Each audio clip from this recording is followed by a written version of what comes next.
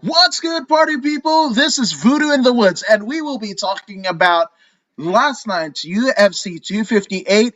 I'm Accord in the Woods, and joining me, I am his co-host. He is former U of MMA champion, lifelong martial artist. He's the one and only Pius Inololobo, better known as Voodoo Maximus.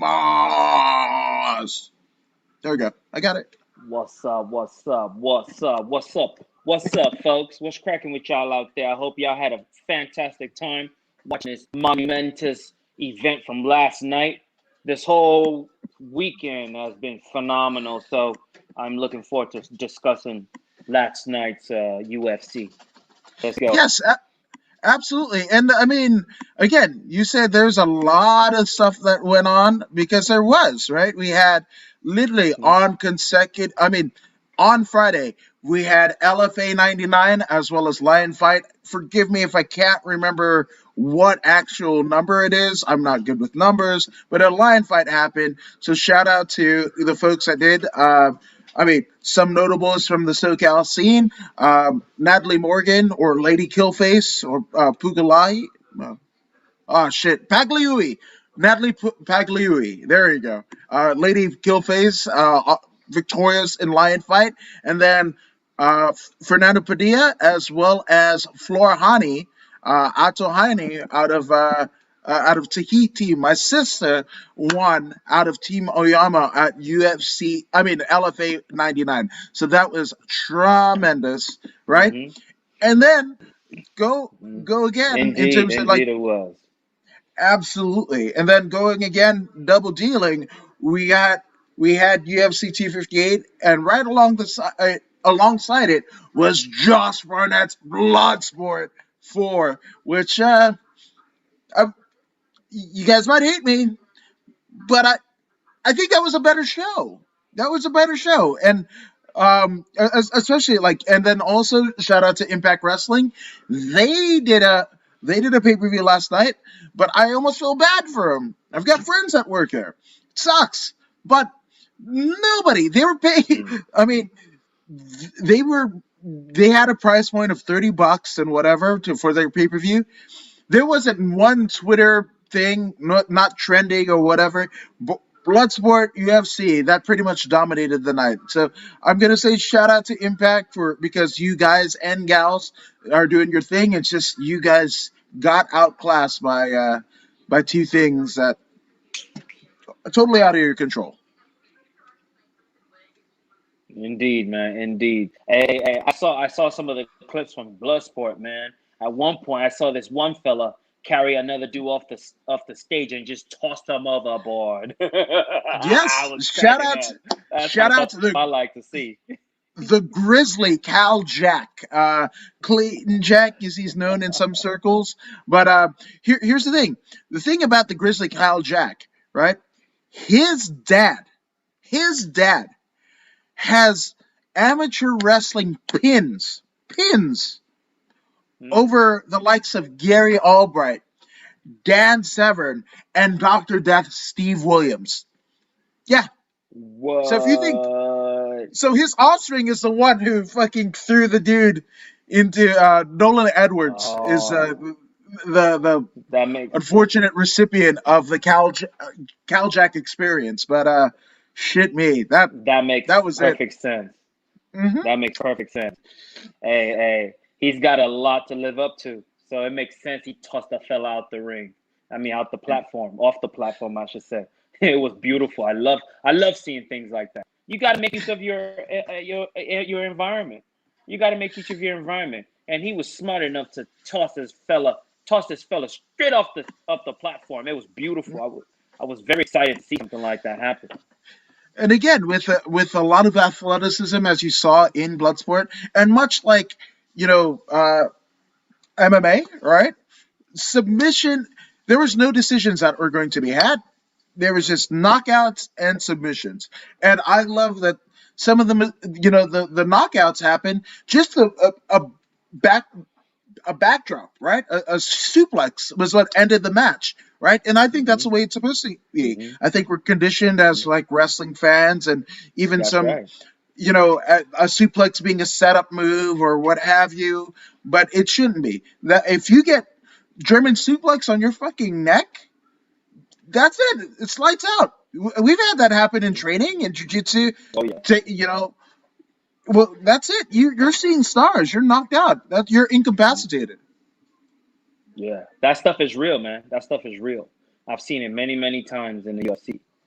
I mean, I've seen it done to people that I know. You know what I mean?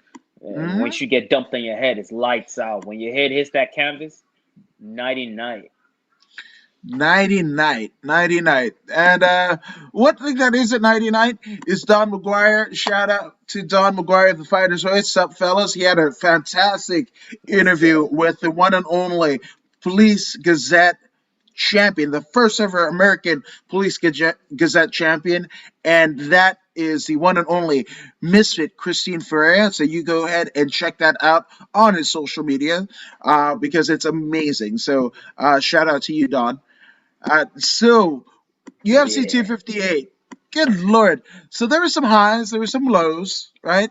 But let's go on a high. And I think this was, if I were Dana White, I would basically be doling out, a $50,000 fight bonus. Not to say that the recipients, being Usman and Burns, right? 50 to Usman, um, 50 for Julian Marquez, 50 for Anthony Hernandez, and then 50 to Poliana Viana. But I would do an extra 50 for Mm-hmm. Gabe Green and Phil Rowe. This was, I mean, it reminded me a bit of, and I'm not saying this because Gabe Green is our friend, love that guy. He's tremendous. His whole team tremendous. But it reminded me of the greatest, the greatest fight that I've been able to witness live, and that is at CXF 8, uh, Cali Kings, and that was essentially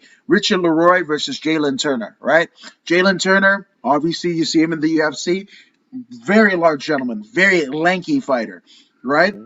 And then Richard Leroy, much like Gabe Green, fit and everything, but substantially shorter than his opponent of the night. And you Mm-hmm. just kind of figure out, like, the shorter fighter being able to find out the range, you know. Um, so I, man, it was, I thought it was a great fight because, like, both of them had each other wobbling. Both of them, had each other in tough positions. Blood, speaking of blood sport, blood was drawn, right, by both gentlemen. But Gabe Green coming out with the win, it was awesome. To especially his inclusion to the UFC came on a short notice, like 7 days notice, something crazy like Mm-hmm. that, and he had to find another one of our friends, Daniel Rodriguez, right? And you know, um, it was cool just to see, you know, Gabe Green not only get his first victory in the UFC, get a full training camp, and even he himself, when he was live with Rogan, he actually got to speak with Rogan, which is Mm-hmm. tremendous. Mm-hmm. Tremendous. Yeah, yeah, indeed, indeed. Yes, it was a beautiful match. Phil Rowe did exactly what he was supposed to do, being the longer man. He moved pretty well. He threw those jabs, the ones and twos. He threw them very, very well, and it was working in the beginning. That's what bled Gabe Green. He was snap. He had some very good snappy ones and twos, which were beautiful. But then Gabe was like, "Hey, I got to do something. I got to slow this guy down." And what do I do? He immediately initiated the leg kicks. He threw, I don't know how many leg kicks he threw, but he threw a whole lot. Eventually, slowed down his opponent. From the left leg, he started kicking the right leg. Actually, no, wrong match. That's coming next. But ultimately, he immobilized Phil Rowe's movement, and he forced Phil Rowe to initiate the clinch, which that's what Gabe Green wanted to be anyway, close quarters, so he can hit him to the body and hit him to the head. Gabe was able to take him down, mount him, he was able to do all sorts of things to him, side control, everything. Uh, the grappling match was very, very, very good. Phil Rowe is a very good grappler. He's on his way. He's on his way. Right now, Gabe Green is a killing machine. He's the juggernaut, and his power in that clinch. He was quite stronger than Philip in the clinch. So ultimately, Gabe Green was able to secure the unanimous decision win, but it was a well fought victory, a hard fought victory, I should say. Phil Rowe, he's not done. He's not done. If anyone is gonna lose, this is the only way to lose. You know what I mean? He wasn't ultimately dominated. He was immobilized. His legs were chopped off, and he had nothing left. So once you take away a movement from someone who is primarily a mover, then you force them to improve. So Phil Rowe is gonna go back to the lab, improve his game. Especially the lack of movement game. So head movement, work the body, work the head. He's gonna have to improve in that area. So shout out to Gabe Green though, man. Gabe Green, he took those heavy shots and he kept coming until he broke his opponent. He broke his leg and eventually took his soul. So shout out Gabe Green. Yes, absolutely. And Donald Garza says that Gabe Green will be on his show on Wednesday, so go ahead and check that out on Don McGuire and the Fighters Voice social medias. That I'll be tuning in. That's You right. guys should too. And he says hashtag Team Body Shop. Yes. So yes, I do. There's the cross training that I think Gabe's home gym is Tracy has his sub fighter, but they do good cross training with the body shop guys and gals, and that's the deal there. So it is kind of one team, almost like pre-pandemic, what was going on with like Pinnacle, um, you know, and CSW, or like the instances of like CMMA, Chad George, and Josh Barnett's UWFI, USA. So it's cool when there's like this inclusion, and obviously, getting different looks within the same gym. I ain't mad at that, man. Right? Not at all. Not at all. Yeah. Not at all. Now, Don McGuire, and we'll get into the matches that didn't make it to UFC 258, because he asked that. I think Robertson was afraid of Miranda Maverick. Your thoughts? Because that was one of the cancellations, right? So we had four bouts that were originally supposed to be a part of this card that didn't happen, and we'll go down the list. So uh, Chris, Chris Weidman and Uriah Hall should have happened, but Weidman tested positive for COVID. Don't know why Jimmy Rivera and Pedro Munoz was pulled off, but I think they're fighting next week. I want to say, don't quote me on it, but I think that's what's happening there.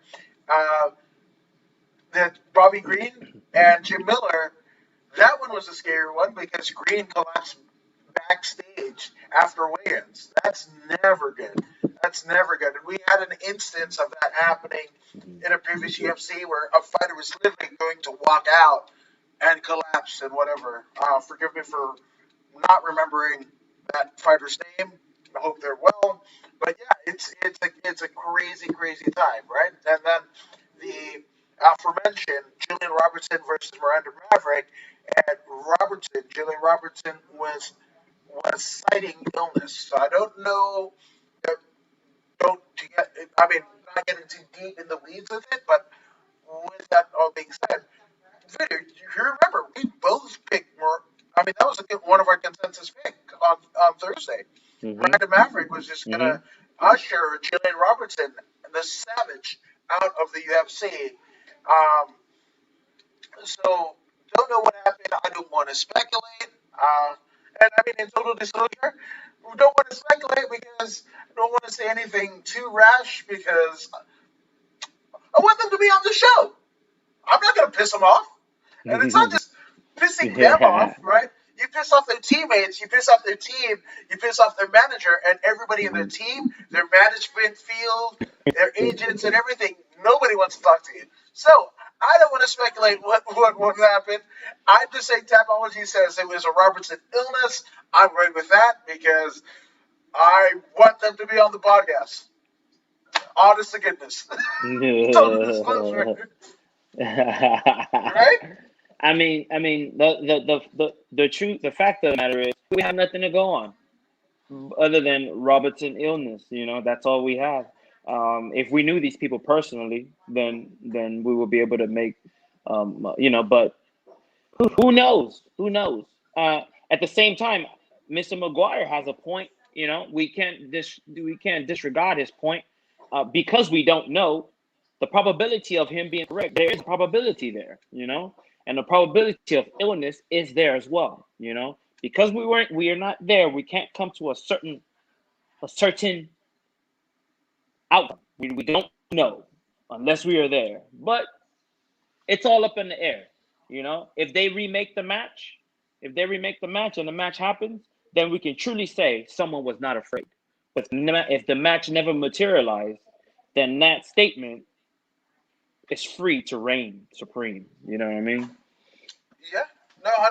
And he said, "I feel you. I say my thoughts, but also It's, you're a ten, you're a tenured vet, and you've yeah. built up and cultivated relationships, So, like I said, I don't, and I don't quote me on it, but I believe they've both been on your show, so they're gonna answer your messages more so than mine, right? So I mean, and right, and it's not again, if you put as much time, effort, and years in the game, not just as an interviewer, but as a photographer, with the likes of Invicta, Bellator, being at the hand of Kimbo Slice and everything, that's it.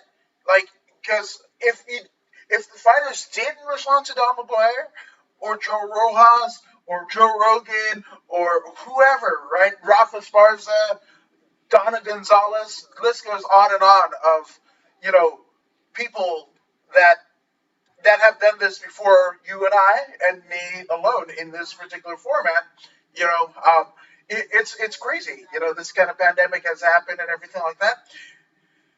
All of the 5 years that I was doing interviews and all that stuff, whatever, there are people that know me just from this podcast that I've, done in June. They don't know the 5 years of tooling for little to no money, right? They don't know the two guys, one phone with Marcos Mm, Bonilla. They don't know the, mm, Bose and Wang, promos, that we did, So mm, it's funny, right? But again, that's the thing. And yes, he says they've been on multiple times, right? So that's it. mm. I, even me, but just to give you a bit of a barometer, I talk no shit about them. Still can't get them to to answer my messages. So say la vie, wish the best, but that's kind of the situation. And I'm not speaking for Voodoo, but myself, right? That's the situation that I feel that I'm in, right? And that might not be true. They might, all of the 80 people that I reached out to, maybe they will all hit me back this coming week. But the time is taken and whatever. So I'm not going to go there. But Luke Thomas, right? Luke Thomas is arguably, by Mhm. many people's estimation, is the preeminent journalists of MMA, right? And even he said, right, we're not journalists. We're not journalists because being a journalist, you have to get to the nitty gritty of a particular scenario, a situation, a story, right? And you have to risk the fact that some fighters, some coaches, some management teams, because you got into it, they're not going to talk to you, right? Yeah, I mean, you can look up any YouTube clip or your social media clip of John Jones saying, "I don't like you, Luke. I'm not answering your question." That's facts. That's not hyperbole. That's something that happened. So that's why I'm gonna issue the mea culpa.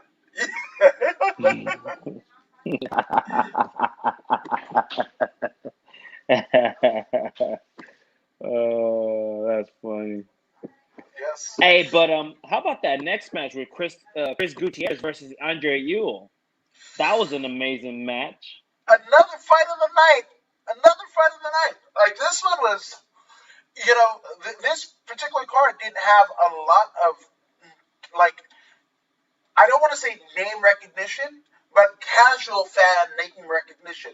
But this was a tremendous card, and yes, you said like this one is the same thing. You know, almost kind of similar to Gabe Green, but obviously they were stylistically and height wise, tail of the tape wise, they were a little bit closer than Gabe Green was to Phil Rowe. But even still, this one was man, this is so great. What were your thoughts, Andrew? It was fantastic, man. I am so happy that people are finally listening, man. They're finally listening. Hey, man, don't just watch this show and not like, share, and subscribe, man. I know you're paying attention. I know you're watching. Like, share, and show some love, man. We're giving you jewels here. We're giving you jewels. Like, share, subscribe, and hit that notification button. You know what I'm saying? Because Ewell, my man, had phenomenal movement. Some of the best movement I've seen in a long time. He's come very far. He's come very far with his movement. Now he needs to understand the ins and outs. Don't just go in and out when you're punching. You have to go in and out when your opponent is striking, so you can step out, they pass, and then you counter. You got to be ready for that too. He's on his way. He's on his way. He's doing very well. But some of the things that I see that's wrong with his style, the movement is great. I love the movement. For movement, he gets 100%. Now, don't just move in and throw a one punch. You got to start getting comfortable throwing combination strikes that attack high, medium, and low. See, right now he's comfortable throwing one. He moves in, he throws one shot, yeah, and then he gets out. Because stick and move is okay. Stick and move is okay. But at some point, you got to go in for the kill. But Gutierrez, he was waiting for him. He was waiting for him. Sooner or later, he started throwing leg kicks because he figured out his timing. He knows, okay, he's going to come in and he's going to throw one shot and then he's going to get out. I'll block that one shot, slip that one shot, and hit him with a nice leg kick. Sooner or later, he smashed his leg up, and my man Ewell, he's not very good with switching stance. But Chris is very good at switching stance. You know what I'm saying? So Chris is lighting him up with left leg and right leg. At one point, you will switch stance, and Chris was lining up the other leg too. He just chopped the man down, man. And then Ewell, once he starts getting comfortable, he leaves his hands down. There were at least two times that he took shots to the face, a roundhouse kick, clean to the face, and he had no idea where it came from. You cannot, especially that's the time you want to make sure you keep your hands up in case those head kicks come. He's lucky he didn't get knocked out by a head kick. Thank God he still had some mobility. He still has some movement. So he never took the hard part of the foot to the face. He never took that to the face. He was catching toes, you know what I mean? Toes, you know what I mean? Toes were slapping him, but that bone that's the middle of the foot, if that bone would have hit him in the scully, he would have been out, completely out. If it hit him in the jawline, he would have been out, He was just getting slapped, grazed, you know what I mean? But Gutierrez put it together real smooth, man. I have to give him a shout out on Instagram. He did his thing. He did what he was supposed to do. He took the man's mobility, took it away. And all he did was throw kicks. This is the power of kicks, man. All he did was throw kicks from the front, from the back. He just did everything he had to do. He threw a couple of whip kicks. His whip kicks are pretty ugly, but at least he's confident enough to throw them in the UFC. So shout out to Chris Gutierrez. Keep up the good work, man. Keep up the good work. I look forward to seeing him against tougher, stiffer competition. Now, speaking of good work, I agree with your assessment. In terms of like, shares, and subscribing, Don McGuire shared. Thank you, good sir. And again, be like Don McGuire. Yeah. Go ahead and like, share, and subscribe. But there was actually a sour note. Hey, McGuire. There was actually actually, hang on. Actually, McGuire, I was talking to those fighters. I know they be watching. Getting all this information. You know what I'm saying? I'm talking to them. I mean, you could do it too, by the way, McGuire. I appreciate it. But I know, hey, look, I know you're watching. Like, share, and subscribe. Sorry to cut you off, brother. No, you're good. Well, I mean, I think it's good that you cut me off because talking about something that got cut off, you were talking about switching stances, right? In terms of the methodology of what they did in the octagon last night. Well, somebody that cut these two off, some people that might have made none other than Busta Rhymes proud because they did a full on flip mode squad, right? Was one John Anik. Because what the fuck are you doing? These two people are fighting, and in your commentary, you talk about their personal shit, like their custody issues. Like, I know Anik is married with kids and shit like that. Like, what purpose did that serve, right? Did it make you look good? Did it make the fighters look good? Did it make the organization that is essentially paying your checks and paid your checks even when you tested positive for COVID in Abu Dhabi? They continue to pay your check, right? That you're saying the company that you work for that is also has a deep relationship with ESPN a la Disney, right? And then the two fighters that you're getting paid to commentate, right? Where did it? Where did you basically, talking about their personal custody shit? Where did that? Where did you get any more about them?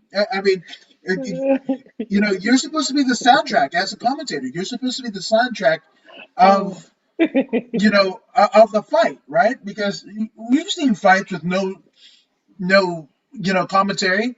It's going to a UFC or Bellator because you can't see that commentary. It gets to be a bit rough. It loses the luster a little bit, right? So again, as somebody that was Yep. paid and is an employee of the organization to do the job to lift up what they're saying in front of you, right? There's not many people that are in UFC Apex, and you're one out of three. One being a former double division champ and arguably in my estimation, the greatest MMA commentator of a color analyst, not commentator, but color guy in Rogan, right? Who doesn't have to, by all intents and purposes, does not have to do UFC commentary anymore. And you're John Anik, the man who, when Rogan isn't there for those international shows or the fight nights, you're the Rogan, right? You keep the shit together. What was that comment going to do to uplift the organization that you work for, your job with the organization, the fighters that are there, and then your commentary team? It didn't, and obviously, like I talk my fair amount of shit.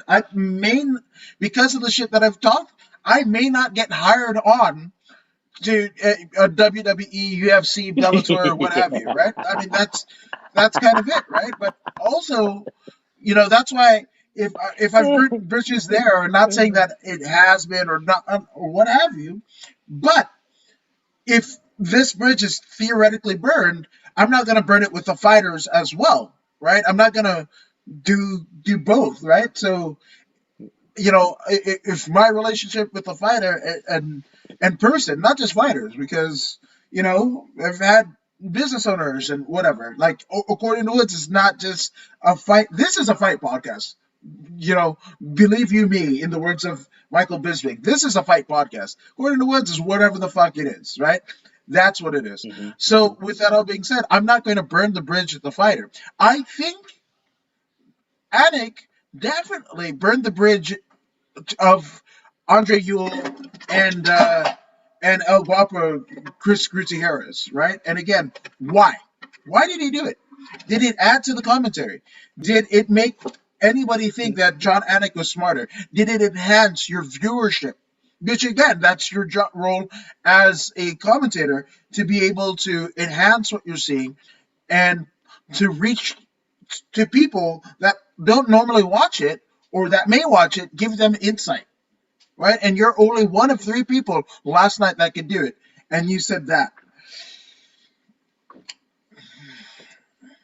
I'm sure. I'm sure. He's listening back and like, damn, I effed up. Maybe he isn't.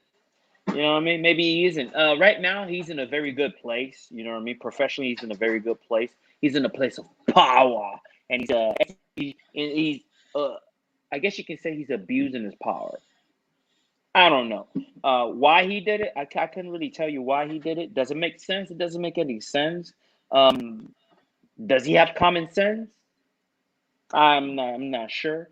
And tell you the truth, I missed I missed that comment. I didn't even catch it. I was so into what this boy's doing. I didn't even catch his comment. You know what? I don't ever listen to that dude at all. I don't ever. Yeah, I don't hear whatever. I couldn't really tell you one thing that he said yesterday. I couldn't really tell you one thing that I just thought about that. I totally ignore him. I only listen to the other two. well, you know, Hey, this hey, one, hey! It's like yeah, that. It's like that. It's like that chick from Basketball Wives. You're a non-factor. He's a non-factor. And John Anik is a non-factor. Whatever that means, he's a non-factor. He doesn't yeah, factor into the equation. yeah, and the thing about it is, again, you know, especially with like fighters, right, or wrestlers that have like WWE in their Instagram and social media handles, right, or UFC in their handles, right. Yeah. The thing about it is, you're not always going to be in that organization, right? So if Yes. the ethos of John Anik is like, I'm going to do this because I am a UFC commentator, one of their most trusted ones outside of Rogan, that I'm going to float this fucking thing out and not get any backlash from it. Well, guess what? What if, right? And again, let me take you down a wormhole of just this week, right? The fight happened on ESPN Plus, right? The paid ESPN Plus, right? ESPN's parent company is what? Disney. Uh, who? ESPN. Oh yeah, that's right. Yeah, yeah, yeah. Yes, ESPN. You know, Mhm. person is Disney, right? Well, I don't know if you know, right? Mhm. But this person, Gina Carano, Yeah. right, got canceled from a DSP fucking operation for dumb shit she said. So What did she again, John say, man? Anik, I didn't even catch what I she don't said. even What know. did she I say? don't. I don't even want to get into it because it's like that's fucking testy. I don't want to fucking get pulled off of shit. Good lord, and I will plead the fifth on whatever the fuck she said or the outcry behind it or whatever. I don't really fucking know. I just know what happened and whatever, and now she's like Hey, whatever the fuck, right? She's G- doing so. Gina Carano has offended the Jewish temple.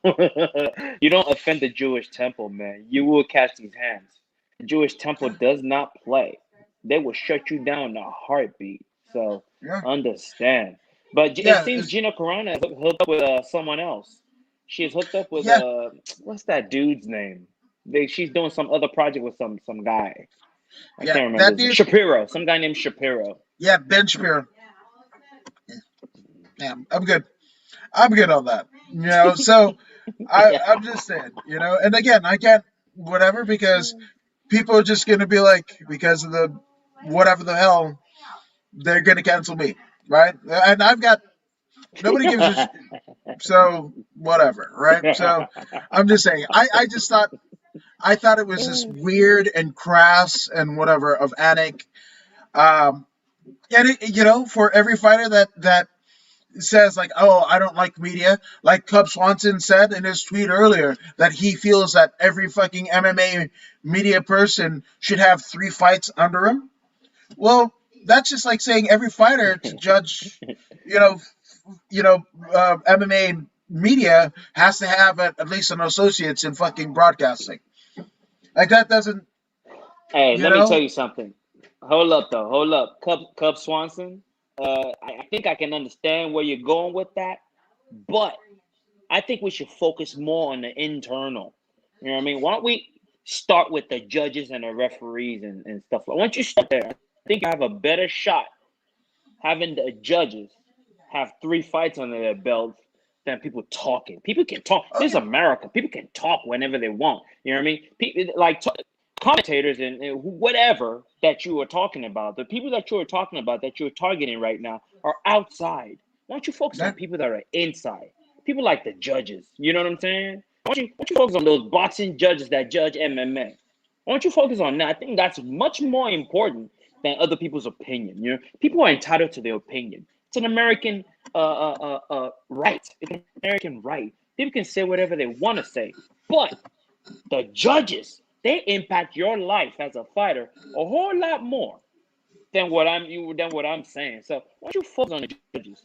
Attack the judges rather than people who have their American given rights to speak however they feel like speaking. yeah. So, um, yeah, Don McGregor says it's best not to talk about it, right? And he says, Yeah. Cub who, right? And here's the thing. Okay, Swanson. so right, so Cub Swanson is married to a gal named Kenda Perez. Okay, and now it's Kenda Swanson, right? Well, if you look up Kenda Ray Swanson or the verified checkmark, it's still Kenda Perez, her pre-married name. Mm-hmm. It says SoCal UFC correspondent ring Cub Swanson. Okay, I just looked up Kenda Perez on Tapology. There's no fights. She's a UFC correspondent, has no fights. So, are you checking your wife, Cub? Because, I mean, theoretically, that's what you said, right? For MMA Media, which your wife is. And that's why we know her, is because she hosts UFC produced products, right? That's it. You know, I'm sorry. Like, Karen Bryant, not an MMA fighter. One of the best hosts that we've got in terms of what she went from, MTV VJ to MMA. Like, she's incredible. I don't need her to, and maybe I'm not the demographic or whatever, but like, I don't need Karen Bryant to fucking get fights and shit like that. And people that get fights, Mm-hmm. and then be able to still have a way to speak that aren't, concussed when they speak, that, like, I'm just saying. So, it's weird. It's Yeah. weird. I don't know. I don't know. I don't know this person. It's Kenda Perez. I don't know this person. Again, if you've ever seen a um, UFC syndicated show, right? Like the best of UFC, best of Pride, all that shit of the last 10 years, Kenda Perez, right? Oh, And okay, okay, okay, That's okay, Cub okay. Swanson's I wife. see. She's never had a Oh, fight. So is he telling his mm, wife that she ain't shit because she's never fought, but she's a UFC correspondent?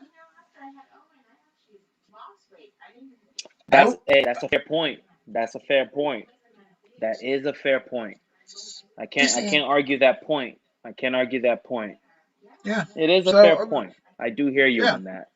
Yeah, so I mean, but two people in Cub Swanson's estimation of what MMA media could be or should be, well, we have Polyana Viana and Mallory Martin, which they have more than 3 fights. Polyana Viana before last night had a 12-3 record. Mallory Martin had a 7-3 record. Right, so even their win record ratio qualifies the Cub Swanson barometer of what MMA media should be, could be, what he wants it to be. Hmm. Right. Hmm. So Hmm. with that being Hmm. said, we had Mallory Martin versus Polyana Viana, and holy hell, Polyana Viana, don't. I mean, she's not, much like the Victoria theme song of the WWE. I ain't the one to mess with. Polyana ain't the one to mess with because she finished Hmm. this in an armbar in the very first round. What was it? 3 minutes and 18 seconds it took. Mhm. Good Mhm. God. I mean, sometimes one can be one's own greatest um, antagonist. Mallory Martin, all you had to do was stand and box, man. Why are you going to the ground with this person? Stand in there, guard. First of all, she puts you in a triangle. You finally managed to stand up. You stood up. The grip was beginning to loosen. It was loosening itself up, and then she decides to slam her back in the ground. You know what I mean? Putting herself back inside the triangle, having Poliana lock it down real nice and smooth. Eventually transitioning, to the armbar, getting that left leg over the head, and then eventually finishing. Why? Why? This is basic stuff. I don't understand. I just don't understand. All you had to do was stand up. You know what I Mhm. mean? Shake her off. She was beginning to do that. The triangle was not locked in. It wasn't locked in behind the knee. It was like sliding down. And I don't know what else to say, man. Get your act together, Mallory. Get your act together. I chose you to win that match because you had superior striking skills, and you had decent enough wrestling to keep this fight on the feet. And Pollyanna was fine with that. She was willing to stay standing, according to her commentary after the match. She was willing to stay standing, and Mallory went for some reason. I don't know what I can't explain what she was feeling in that moment. I don't know what prompt her to go right back down to the ground and then be I don't know. But she was choked out. She was beginning to get choked out. She stood up. She was shaking that grip off, and then somehow she went back down. And then Pollyanna did something with her arm in an Americana fashion, which put her Mhm. on her back. It turned her and put her on her back, and then the armbar was there. Uh, why? Why put yourself in that situation? You know she's a better grappler. Do something opposite of what she's good at, and this is the path to victory. Hopefully, she learns from this particular mess up, and she comes back stronger the next time. There's nothing else to say but that. Because what else is there to say? What else is there to say? You did yourself in. Yeah. No, 100%. So stick with your strengths, improve your weaknesses, and when you can't, go back to your strengths. Exactly. Yeah. And So, the the octagon is not the time to improve upon your weaknesses. Training camp yeah, is. So yeah, figure that one out. absolutely. So, one thing we don't have to figure out is who won in the, remember the name, Bilal Muhammad versus Diego Lima, the brother of Yeah. Bellator World Champion Douglas.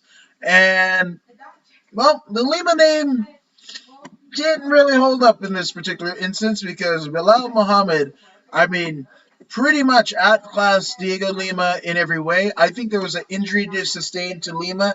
I believe he broke his nose with, in the opening excursion of the fight. So there's that, right? But shit, man, like Bilal Muhammad, he showed what he was made out of for sure, like he has in every instance in the UFC, win, lose, or draw. But I mean, Vidi, what did you think about his post fight? That's what I want to get into. Oh, first of all, before we get into his post fight, Bilal Muhammad executed that fight exactly the way he was supposed to. We know Diego Lima. When you look at both of their striking prowess, Bilal is clearly the better striker. Diego Lima did his best to stand. I don't understand why he never attempted to initiate the takedown. I mean, he is Brazilian, jiu-jitsu, you know what I'm saying? By now, looking at his brother's got excellent wrestling. They train together. That means he should have decent wrestling. Nothing was initiated. He never initiated the wrestling. He let Bilal initiate the wrestling and the takedown attempts. Didn't understand that. Well, he did do one thing. He did do one thing very well, which is initiating that kicking game. The calf kicks were on point. He did very well with the calf kick. But the problem is he started a little bit too late. He started a little bit too late. If he would have started that that kicking game at least 3 minutes prior to when he started it, I think he could have done enough damage to slow down Bilal Muhammad's push. But Bilal can switch, man. He can switch it up. He can switch stance and continue with his assault. So that's exactly what he did. He did that for the first 2 rounds, and then he really went heavy on the takedown attempts in the third round. And he was able to finally secure the takedown. It was a good match. It was a good match for Bilal. And then post fight, did what he had to do. He did call for a fight. I believe he's number 13, and he called for a fight for number 12. I would aim a little higher. You know what I mean? I would aim a little higher. First, aim high, and then if you drop down after that, then great. But I mean, the mindset is to aim high. The higher you aim, the closer you get to the title shot. You know. So he aimed for number 12. Hey, it is what it is. It is what it is. So at least he didn't say, "Oh, I'm going home with my family. I need to discuss with my family." He didn't say, "Oh, I need to talk to my manager." He didn't do it. See, as long as they're not doing that, it's okay. It's okay. He didn't get an A, but at least he got a C plus, B minus. You know what I'm saying? So anything that's passing in my book. That's passing. So keep up the good work, Bilal Muhammad. Your fighting is top level. I love your fighting. I love the way you mixed it up with the wrestling. Beautiful, beautiful, beautiful. He doesn't kick enough. Well, he didn't kick enough to my liking in this particular matchup, but he dominated the entire unanimous decision win. He dominated. He didn't even have to kick. So I can't be mad at him. I can't really say, "Hey man, you didn't kick enough." His hands were on point. So good job, Bilal Muhammad. I will always remember your name. Yep, that's what he wants you to do, and he proved why you should. So shout out to Mr. Muhammad. But speaking about standing out, we had an instance of the black belt hunter Rodolfo Vieira against Fluffy Anthony Hernandez, and Jesus. I mean, if you're a fighter that is just relying on one particular skill set to get you to the dance and keep you there, this proves that nope, not at all, not applied. This ain't happening, because again, to be a complete mixed martial artist, you need to know mixed martial arts. You right? And Vieira had I mean, he was undefeated before this, right? He was undefeated before this. Jiu-jitsu world champion several times over. But man, Fluffy clipped the shit out of Vienna, and it just whatever. And you got this black belt that got subbed by a blue belt just because, again, clip, clip, clip. That you would have thought his ass was supercuts. You would have thought Fluffy was supercuts because he was clipping the shit out of Vienna, right? And Vienna kept in. He kept in, right? I think it went into the, the second round. Nope. Yeah. Wait. Yeah, it went into the second round, but you could see that he was wobbling. He was fucking. He barely. Yeah. Yeah, he was wobbling. He was fucked up, right? And then able to wrestle him down with the fucking, Yeah. anaconda. Indeed.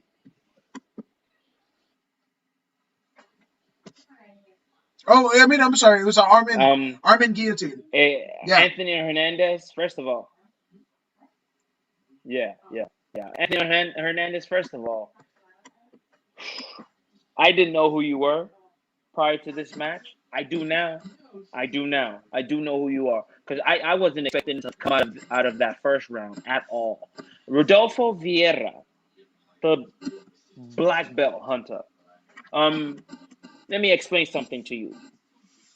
You think about mixed martial arts, you have to think about it as a pie. Okay? Now imagine a pie. Okay?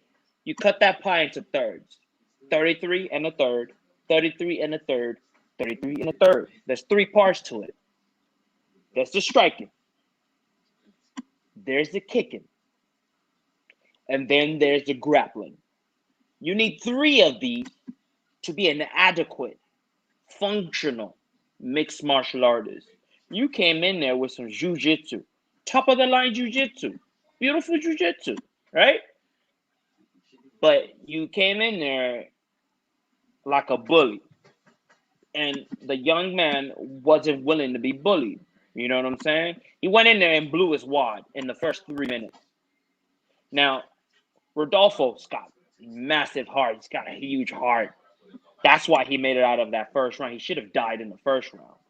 But he's got a huge heart. He made it out of the first round, you know what I mean? And then he came back in the second round, and he attempted the same thing.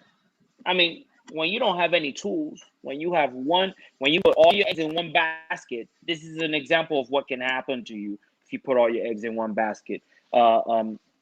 Hernandez just had to wait it out. You know, in post-fight interview, he said, I just had to wait it out. I just had to wait it out. And for some reason, his corner told him not to go for the submission. I didn't understand that. Why wouldn't you want to go for the submission? This is the path to immortality. The young man is what? A purple belt? A purple belt Oh yeah, it in was jiu-jitsu purple or a belt. blue Yeah, belt? Purple yeah, was belt. he the blue? I don't know. Purple, What? whatever. He's definitely Purple not a or brown. blue. Purple or blue. He has no business submitting a killer, a black belt. And he did. He did. He did. He deserves a rank increase for this. He should be promoted immediately to brown belt for this submission. You know what I'm saying? He took his time. He took his time. He was poised. He took his time. He did what he had to do. He let the man burn himself out, and then he unleashed the living hell upon him. He unleashed these dogs upon him. He let him have. He dropped a few of these. This is the one that sliced him open. You know what I mean? Mm-hmm. He beat him so bad. Beat him so bad. He started shooting for his life. And that's when he stuck that arm in there, man. When he stuck that arm in, I knew he had it. I knew it was deep. It was in. He put that one arm in guillotine. Boom! It hit that corner. Fell to the ground. Put that hook in to trap his body from escaping. And then he just squeezed him until he tapped. It was beautiful, man. It was a work of art. It was a work of art. All youngsters should watch this video and understand this is the temperament that you approach your fight. You don't want to be raw. That will get you nowhere. Rah, rah, rah will only work a few times. But being calm, collect, being in the moment, being present in the moment, that's how you do it. And Anthony Hernandez, Fluff, that name kind of threw me off. You know what I mean? That name kind of threw me off, and I didn't even bother to study him. But now he has taught me that do not focus on the nickname. Otherwise, you will pay the price. And I paid the price in picking against him. I took an L as well along with Mr. Rodolfo Vieira. I took an L as well. And respect to Anthony Hernandez, man. Respect. Respect.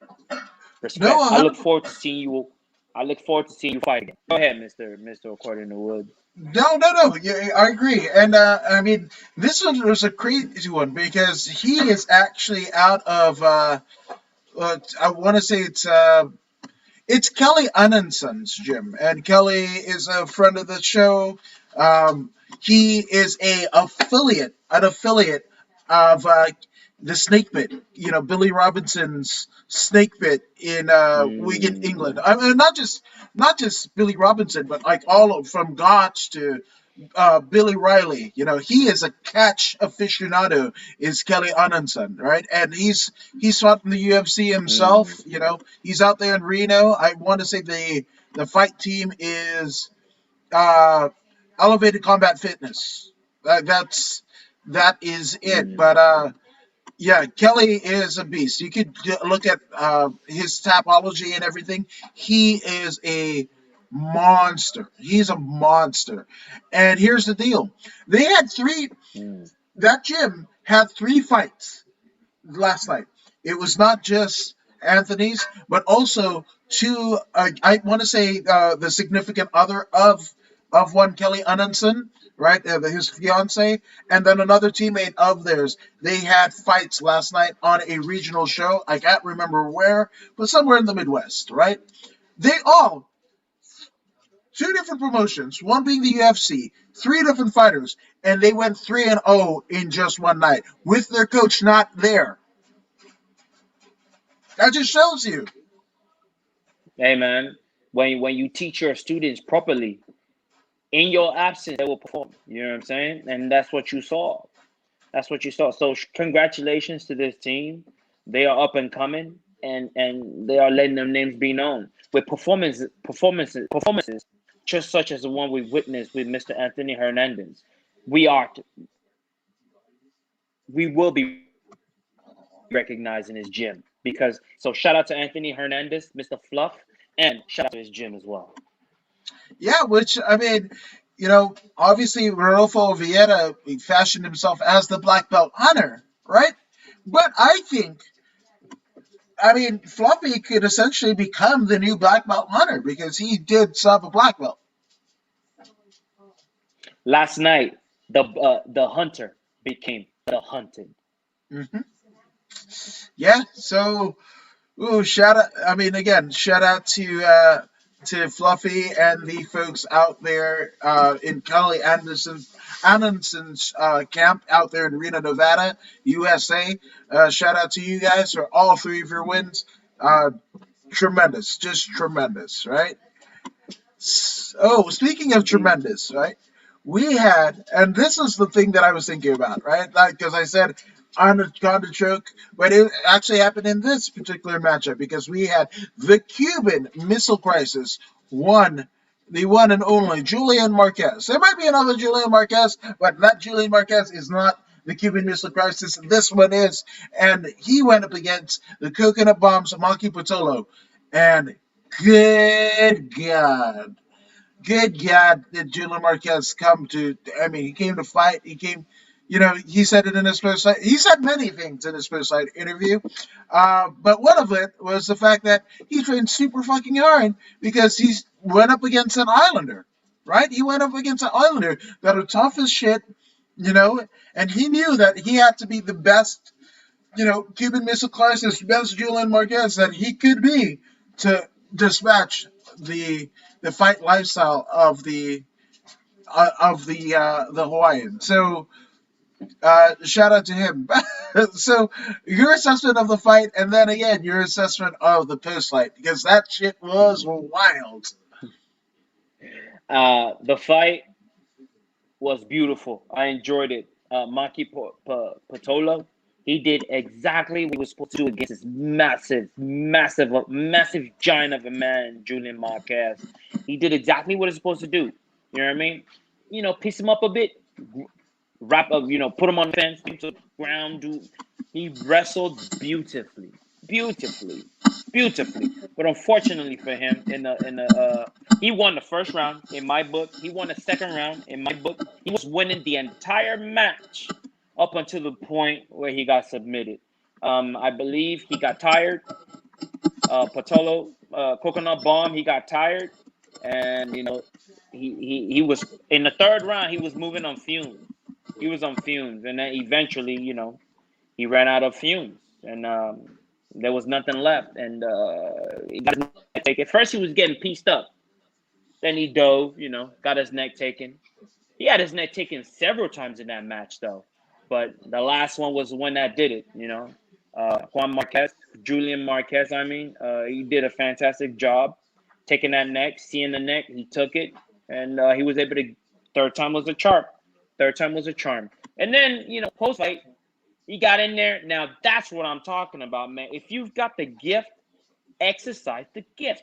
Julian Marquez got mic skills like none other. His mic skills is way better than his fight skills. Way better. But it's okay. It's okay. See, we will remember him. He didn't call somebody out, but he did something. I mean, he didn't really do too well in this match. He was losing this match. He was on his way to being unanimously defeated. But he found a way to win. In addition to finding a way to win, he left a legendary post-fight comment, such that he took his win, mixed it up real nice with a what's the girl's name? My, What's her name? With the Miley raspy Cyrus. voice. Miley Cyrus. Miley Cyrus, beautiful man. Hey, that was genius. That was genius. That was genius. Because as a result of what he did, Miley Cyrus retweeted or tweeted him back. And now whoever didn't know Juan Marquez, Julian Marquez, I mean, now they know him. That's the guy that tweeted. He didn't call anyone out, but he put his name out there in the universe. His name sent a ripple effect that day. So shout out to him, man. He didn't waste his platform. Ultimately, he didn't waste his platform. Did he use his platform for something different from fighting? Yeah, he did. But it didn't go to waste is the key here. Do not let your hard work go to waste. He felt like calling out Miley Cyrus for a date. Great. Great. He got the response he was looking for. As far as I'm concerned, everything went as planned for Julian Marquez. Did he win the fight? Yes, he won the fight. It was an ugly fight for him, but he won. Post-fight interview. Did he get the response he wanted from Miley Cyrus? Yes, he got the response he wanted from Miley Cyrus. It might not be what you would do or what I would do, or what everybody else would do, but for him, he got the response he was looking for, and that's all that matters. As long as you get something out. See, he went out there and fought for like what? How long did he fight? 14 minutes and 17 seconds. Those 14 minutes of 17 seconds of getting his ass whooped, he sacrificed that for Miley Cyrus to send him a tweet. And he got it. Mission accomplished. Let's move on. Yeah, man. So shout out to him. But Julian Marquez was actually reminding me of something, and I put it together. Oh, yep. Because stiff as a board, and he got exactly that. So there you go. I'm just saying. Tough guy. Anyway. Yeah, I said it. Miley Cyrus is probably not going to do a podcast with me, but it's okay. It's fine. It's fine. Whatever. So I can live with that. But shout out to whatever the hell. And she actually said if he engraved in his chest hair my MC for Miley Cyrus, then he would get those digits. So don't know, but chances are wherever the hell the Cuban music crisis is, he will be found with an MC marks the spot. So Miley, if you're listening, just saying. Hey, understand that this guy's got this. Julian Marquez, he's got the skills to cross over into performance, into movies and all that. He's got the skills because when he got on that mic and he performed the way he did, it was beautiful. I loved it. I enjoyed his performance. It was fantastic. This is what you're supposed to do, man. You're supposed to rock the mic, and he rocked the mic. He didn't rock the mic like I would like, but he rocked the mic his way. He did what he wanted to do with the mic, and it was successful. So, hey, handle your business. Handle it. So there's that. But speaking of handling business, fucking Ricky Simone did it in the very next match because he was fighting one Brian Boom Kelleher, which I feel like at this stage of the game, in this stage of his career, the Boom Kelleher is actually a bit of an eerie foreboding of what was going to happen to him in his fights because he got boomed the fuck out by Ricky Simone. Jesus H, man, this put Ricky Simone, right? This put Timo Yama 3-0 for the weekend. Again, the aforementioned Fernando Padilla and Flor Hani fights at LFA on Friday, which I want to say Louis Smoka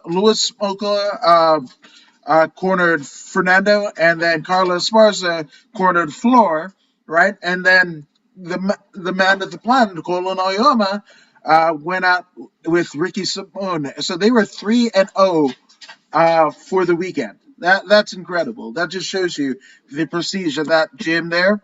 But yeah, he's just. I mean, all I gotta say is fucking Simone beat the shit out of Brian Kelleher for 3 rounds. Simone, güey, Simone. Did Simone. he smash him? Simone. Hey man, that was a clinic. You can tell Ricky Simone, he's a pure wrestler. He's a pure wrestler that's down to throw hands and feet any time of the week. He did what he had to do, man. He fought exactly the way he had to fight to beat Brian Keller. As soon as Brian Keller was starting to feel like, he want to start throwing hands and throwing this and throwing that, the timing of the man, he's like a cobra.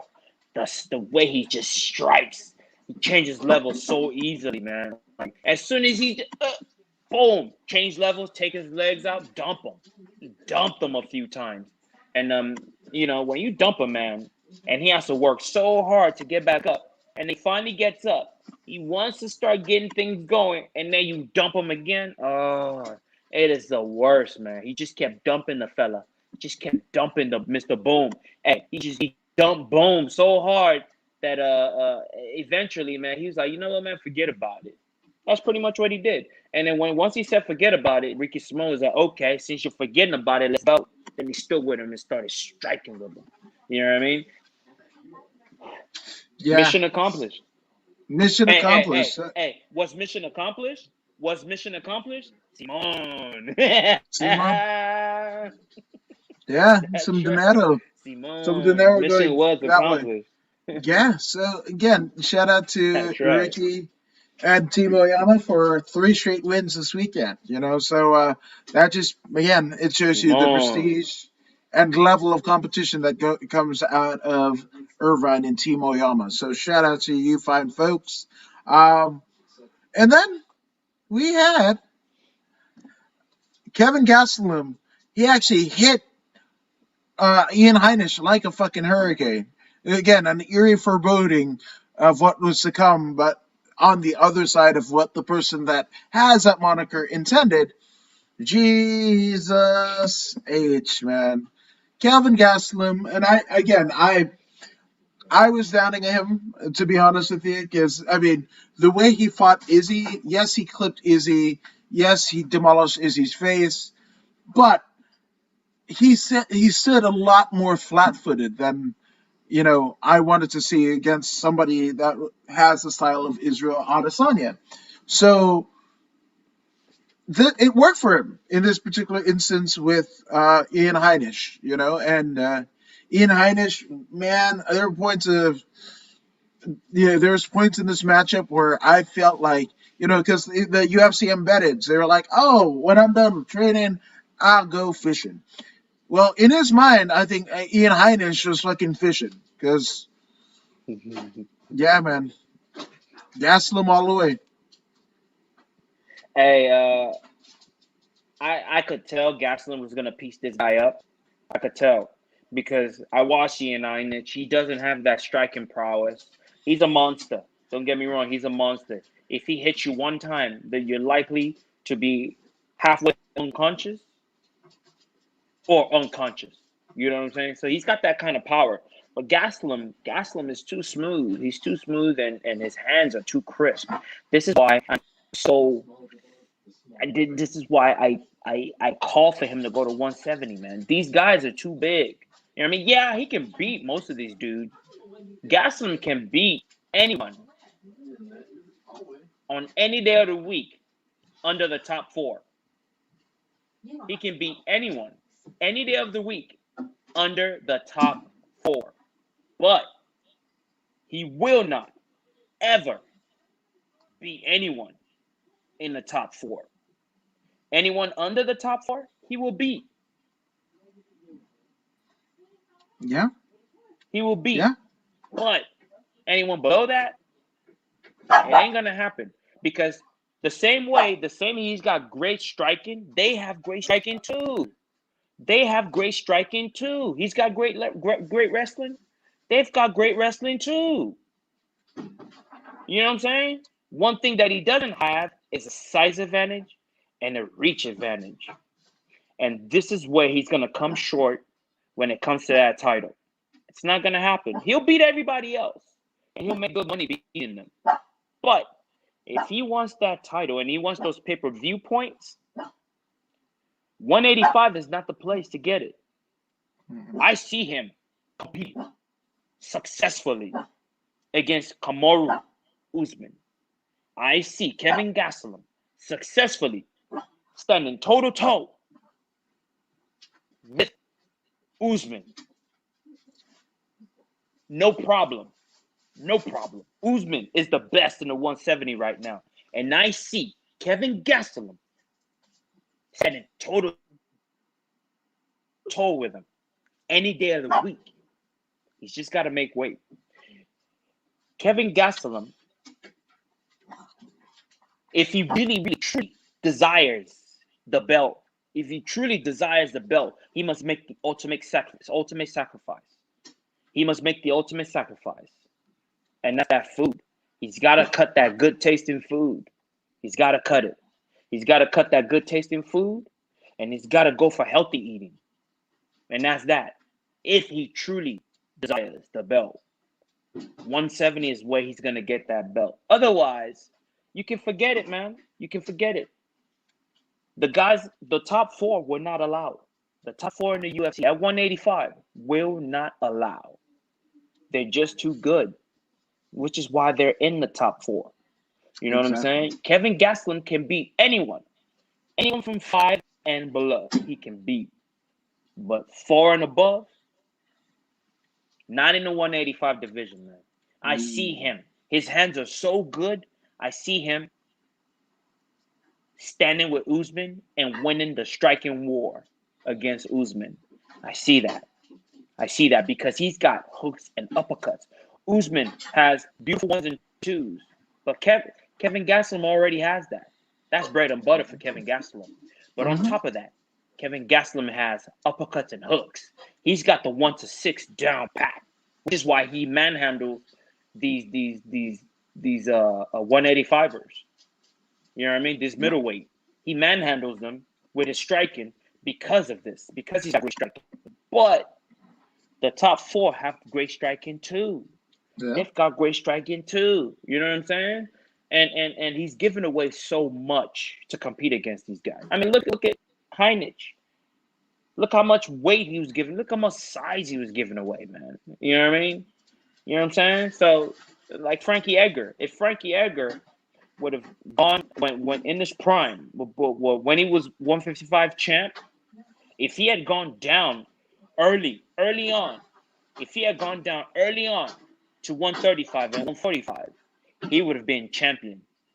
He would have been champion. With the skills that he brought to the table then, he would have been champion at 145. He would have been champion at 135. But he waited too long. He waited for those guys to develop past him before he went down there. Now they're savages. You know what I'm saying? It ain't going to happen now.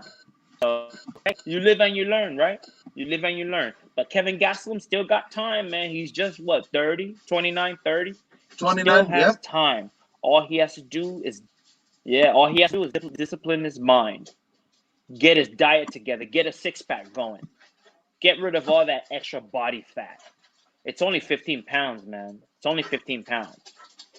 You know what I mean? Get that fat off of you, and you will be champion. Yeah.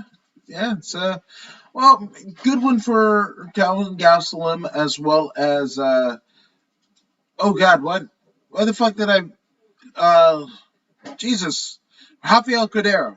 That's his manager. I mean his trainer. King's MMA. That's it. Shout out to both of them. Shout out to King's MMA. They've especially in that Marvin Vettori. Yeah, that Marvin Vettori fight not so long ago, as well as Kevin Gastelum. They're again another elite fucking team that are just ready to run shit.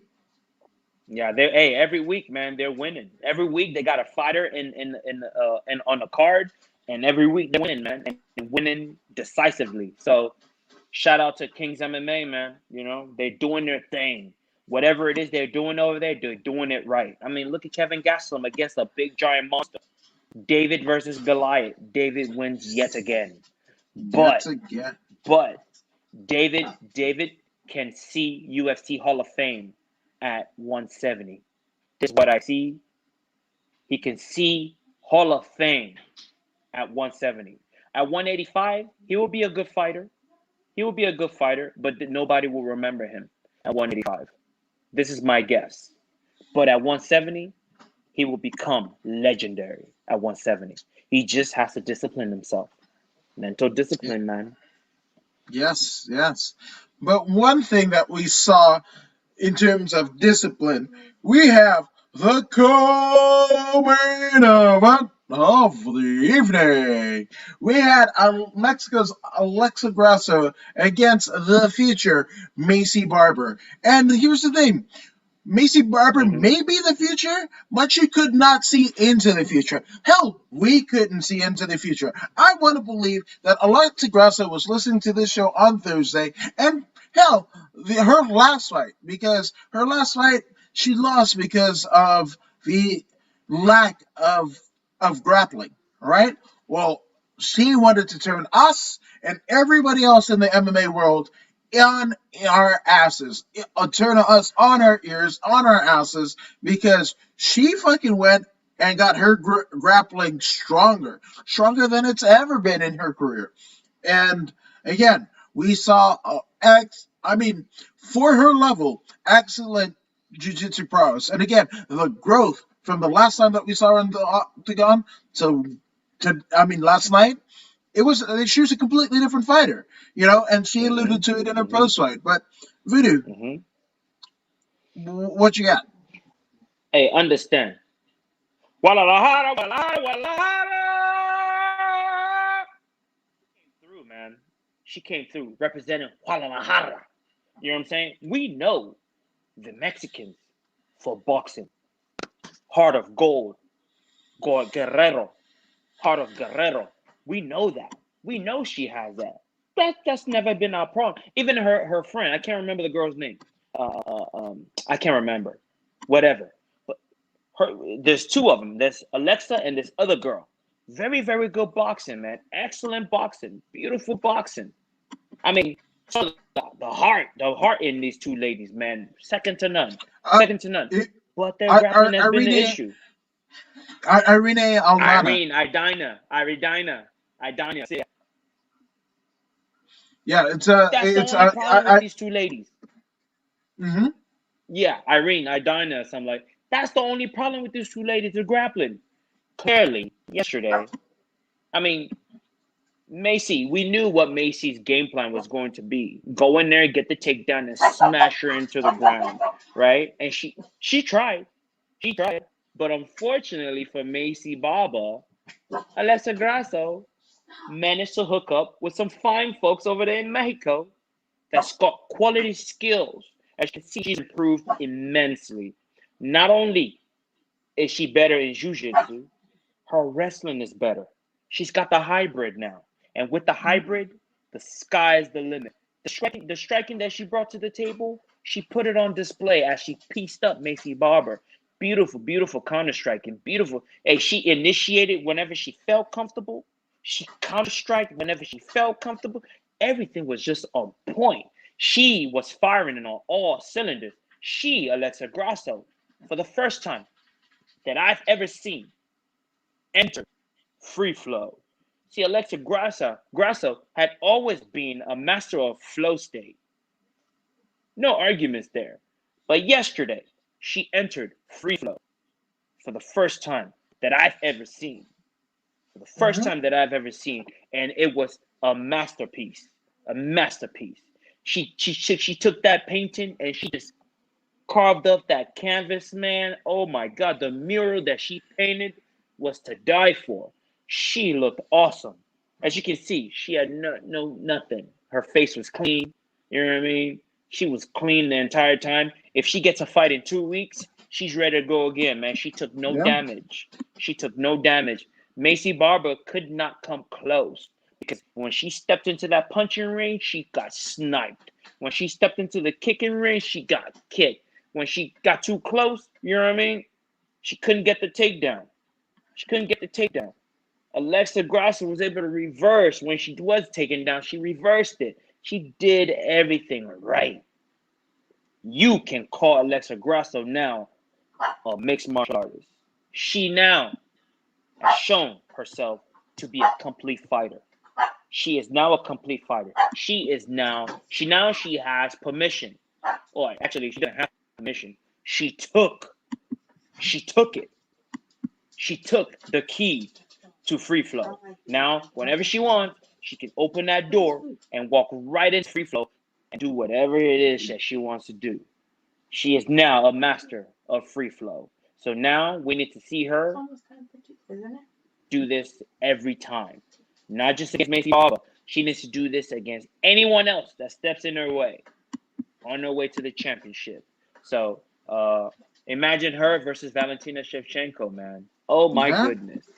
Oh my goodness. What a yeah. striking war that would be. What a striking war that would be. I look forward to that. I can't wait, with her inclusion of grappling, you know, she has, we like you said, we weren't questioning her striking ability. Mexican fighters, right, male or female, have notoriously and historically been some of the best strikers in combat sports, right? But with the inclusion of grappling in this particular instance, she could be a world champ within the next 16 months. At the very least, be a contender for the title. So Mm-hmm. this is exciting. Like a star is Yes. born, and not to say that she wasn't Yes. a star in her 13-2 record before this, or 12-2 record before this, but you know she's 12-3. I mean, well, yeah, 12-3 before this because she got a one last night, so she's 13-3 overall. Mm-hmm. But yeah, 13. she's a star. Mm-hmm. She's got the look. She's got the Mm-hmm. ability. I mean, Indeed. you were talking about Guadalajara, right? Well, Alexa Grasso is a face for Guadalajara and MMA, and to see that in gyms, her team Lobo will be, where not just fighters from Mexico, but also fighters from South America, Central America will come up and seek out instruction from this gym, from these fighters. So again, what this means Yeah. for Mexican MMA, it's tremendous. So shout out to you. And again, Yes. Macy Barber, nothing wrong Yes. with her. It's just she went for a certain game plan, and Levels. Alexa Grasso just kind of pivoted in what Macy Barber, because again, Macy Barber has great grappling. She has for the division great grappling, great striking, or whatever. But she just thought it was going to be a stand-up war, especially in the instance of when Alexa Mm-hmm. Grasso was last in the octagon. Alexa and her Mm-hmm. team just kind of figured that out and Mm-hmm. did the complete opposite. So shout out to not just Grasso but also her Mm-hmm. team in pivoting in game plans. And furthermore, watching this fight, I could see that Macy Barber was not comfortable stepping into that striking zone with Alexa Grasso. The hand speed, the hand speed. Every time she stepped in there, it was a 3-hit combination. Ba, ba, ba, ba, ba, ba. Ba, da, da, da, da, da. It was like a automatic weapon versus a single shot. You know what I mean? That's what it was. That's what it was. And then post fight, this young lady has come so far, man. Alexa Grasso, she's come so far. Did you see her speaking English? You know Yes. what I mean? That's not easy, man. This is a lady from Mexico. She took the time to take her career serious. I'm talking to you, Charles Oliveira. This lady has been fighting less than you've been fighting in the octagon, in the UFC. She came after you. You've been in the UFC for 10, 15 years now. I remember when you first came. You were a skinny guy. We used to fight at 145. Now you put on some weight. Now you fight at 155, and you almost close to being a champion. You know what I'm saying? And you're still not speaking English. Not a lick of English. You know what I'm saying? That's a problem there. Alexa Grasso. She is not American, but yes, she speaks English. Why? Because this is her passport to success. This is her passport to superstardom. She's not asking to be a superstar. But superstardom is coming to her anyway. You know why? Because she can communicate with the biggest audience. Okay? The American audience is the biggest audience. This is where it's at. You know what I mean? I'm not saying that the other audiences don't matter. Yeah, they matter. But you go over there and you speak English, they'll understand you. You go over there and you speak Brazilian, they're not going to understand you. Anywhere you go in the world, someone speaks English. This is why I'm pushing for English. Not that because I am an American. I am an American, so I speak English. I want everybody else to speak English. No, it isn't about that. This isn't about that. If Portuguese was a primary language in the UFC, then understand that I'll be speaking Portuguese right now. Alexa Grasso will be speaking Portuguese right now. But unfortunately, it's not. English is primary language. This is why no one respects you, do Bronx. They don't care what you got to say because it's coming from an interpreter. By the time it comes out of your mouth and it goes to the interpreter, now it's being interpreted. It could mean something else now. You're giving that guy an opportunity to interpret what you're saying his way, right? People don't connect with that. People don't connect with that. Yesterday, I connected with Alexa Grasso because it's coming out of her mouth. Whatever she's saying is coming out of her mouth. And I'm listening to her and I'm looking at her. I'm not looking at the interpreter or waiting for the interpreter to say something that you're saying to me. This is why you're not being considered for the title. Because the corporation needs someone that can represent them. You know what I mean? The corporation needs someone that can represent them. So if it's between you and say Mike Chandler, and and they have to pick one person. It's simple. Mike Chandler just got here 2 months ago. You've been here 10, 11, 12 years, Du Bronx. Man, understand, Du Bronx. I'm a big fan of yours. I'm a big fan of yours, Du Bronx. But understand, I understand the game. I understand the business. I understand it very well. I won't pick you. Even though I love you so much, I won't pick you. Because for you to represent me, I gotta hire somebody to tell me what to tell me. Why hire somebody to, when I can just pick Chandler? Chandler understands me great. I tell Chandler, hey Chandler, this is what I want you to do for me, brother. He'll go do it. For me to tell you, Bronx, I gotta talk to this guy to go tell you. What if he doesn't give my message exactly the way I want it? Do you understand now why you gotta speak English? Alexa Grasso understands why she gotta speak English. So if she ever becomes champion, understand that the marketing genius of the UFC will push her further on. You know what I mean? She ain't gotta ask for it. It's just automatic. It's automatic. So fighters that are not great English speakers, hey, at least say one word in English, man. Just one. Just one. The fans will love you for it, and the company will see that you're trying hard to be that person that they want you to be. So if you're saying one or two, like Zhang Weili, look at Zhang Weili. You know what I'm saying? I'm watching her the other day, and she's dropping English sentences. I know she was reading it. I could tell she was reading from a. At least she's doing that. At least she's doing that. At least she's reading off of cue cards. Hey, she's trying to connect with the audience. When she first won the title, you can tell that she prepared herself for that moment. She was prepared for that moment. And what did she say? My name is Zhang Weili. Remember me. Period. That one line,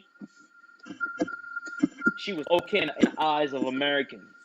She was A-okay in the eyes of Americans. And from then on, she's dropping paragraphs now. Yeah, she's reading it, but she's dropping paragraphs. You understand? You want to be pushed? You want to be recognized? Du Bronx, Charles Oliveira, Du Bronx. You want to be recognized as a top contender? It's in the language. That's the only thing you're missing. The language, the mic skills. And without the Trinity, you got nothing. You got nothing. So, Alexa Grasso, muy bien. Muy bien. Bueno. Los Guerrera. Es Guerrera. So good job. Look, man, I don't speak Spanish, but I'm trying. You know what I'm saying? If Alexa Grasso was to hear what I just said, hey, man, it might not be proper tense, but she could put something together and understand what I just said. That's what it's all about. Gracias. Gracias. You know what I'm saying? Gracias. Yeah. You know what I mean? I'm making an effort. I've yet to see you say thank you. Make an effort, sir, and people will recognize you more. Yeah, I mean, Del McGuire says he's photographed Grosso many times, and she dominated in Invicta FC, and Yes. as one Indiana Indiana Gomez, also of Invicta. Mm-hmm. That's what she's doing. You know, Mm-hmm. she's learning English, right? Mm-hmm. She's pivoting. You know, and Yeah, I man. mean, she's Yeah. 40 years old in a game of youngins, right? So, she has to get. Time is of the essence for her to be able to capitalize on her name and her fight skills and her adaptability to every situation. So yeah, I mean that's what you got to do, right? I mean everybody honestly should be learning Mm-hmm. Chinese in the UFC because again, many a times the Mm-hmm. UFC has tried to get made inroads to China, right? Same thing, WWE inroads to China. Like that's it, right? With all of if you got a quarter, a quarter of the entire Chinese population, right, or Indian population, or whatever, to watch your product, guess what? They're paying and what have you, and guess what? You've essentially been able to carve out a niche. Like you don't even have to worry about ESPN money. You don't have to whatever. If you've got a country supporting you, like that's it. In a country as big as like a India or China or Russia or like we're talking about billions of people just within the confines of their borders. So, shout Mm-hmm. out again. Shout out to anybody that is making an effort. One more example. One more example. Just so you understand, that I am not just talking out of my culo. I'm for real. This is very important. Look at Jose Aldo. Jose Aldo was the first 145-pound champion, and he held that title for some 7 years. In Hmm. those 7 years, he spoke not a lick of English. And how much pay-per-view did he sell? How much did he get paid? Even though he was a champion, how much did he make? Peanuts. Peanuts. Peanuts. When he fought Connor, he made nothing. Nothing. I don't think he made a million. I don't think he made a million. When he fought Conor McGregor, he didn't make a million. Why? Because he spoke. Conor did all the heavy lifting. Conor did all the heavy lifting. This guy cost the industry. He cost the UFC money.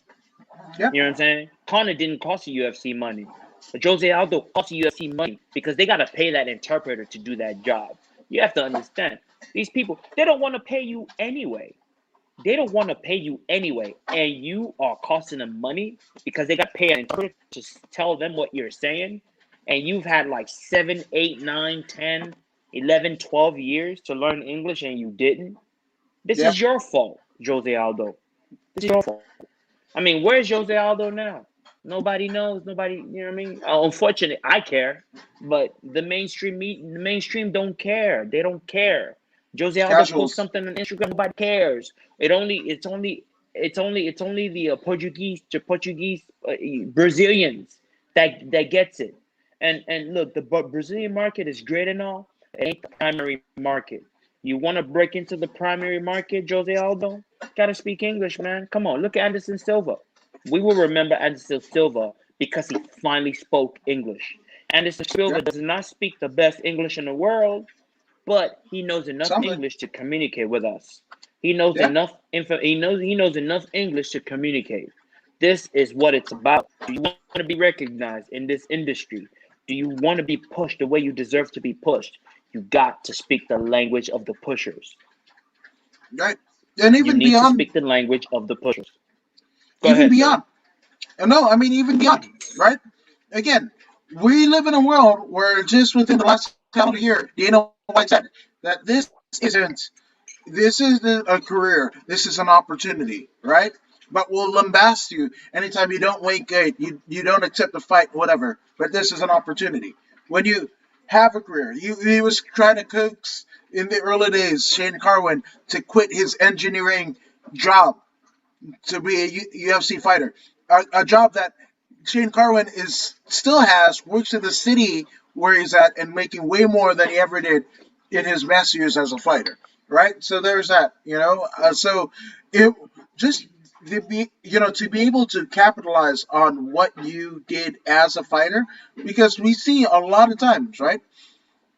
Alan Joban is not been quiet about it, right? He knows that his career in terms of in ring competition, in octagon competition, is waning, right? So and this is somebody again who didn't need fighting, right? He was already a gas model, like he was a gas model, like that. That's like creme de la creme in terms of like you know catalog catalog modeling, right? He didn't need to come into MMA. He didn't have to. He did, right? And this is somebody that has been able to create opportunities for himself. His $50,000 bonuses, he goes back to his like home state of Louisiana and buys property and rents it and everything like that. This is somebody that wants to capitalize on every facet of his career so that he can essentially have unlimited cash flow coming in from a multitude of different deals.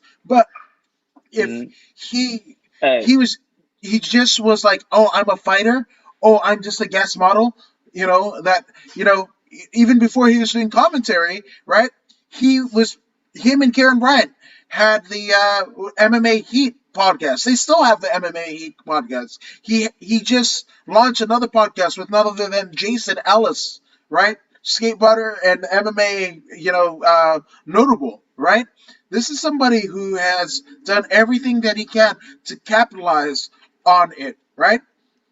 So that's yeah. the thing. To be able to broaden your horizon, to give you and your family opportunities to do things beyond just the sport, that's what you want to get. So if it's speaking English, if Mm-hmm. it's learning how to become comfortable in front of the camera, if it's improving a particular fight style, like whatever, you just never know. But you want to have as many things in your back pocket to kind of pull out at the right time, so you're not Yeah. belly aching when you're concussed. You got damn PTSD from and CTE and shit like that, and nobody got shit for you.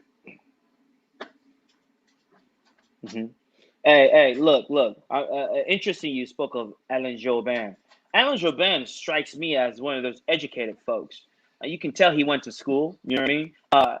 His attempts in the UFC, though he wouldn't mind having a title, but the title is not his priority. The platform is his priority. He takes the platform and he uses it to maximize himself. The UFC gave him the platform. Now, with this platform, he's able to be appealing to all these modeling agencies.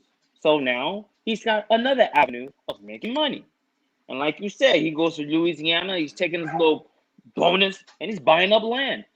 Intelligence, man. See, he's looking at like when your boss tells you, "Hey, this is an opportunity. This is not a profession. This is not an opportunity." Because of his intelligence, he's like, okay, so this isn't a job. Okay, so since it's an opportunity, I will use it as an opportunity.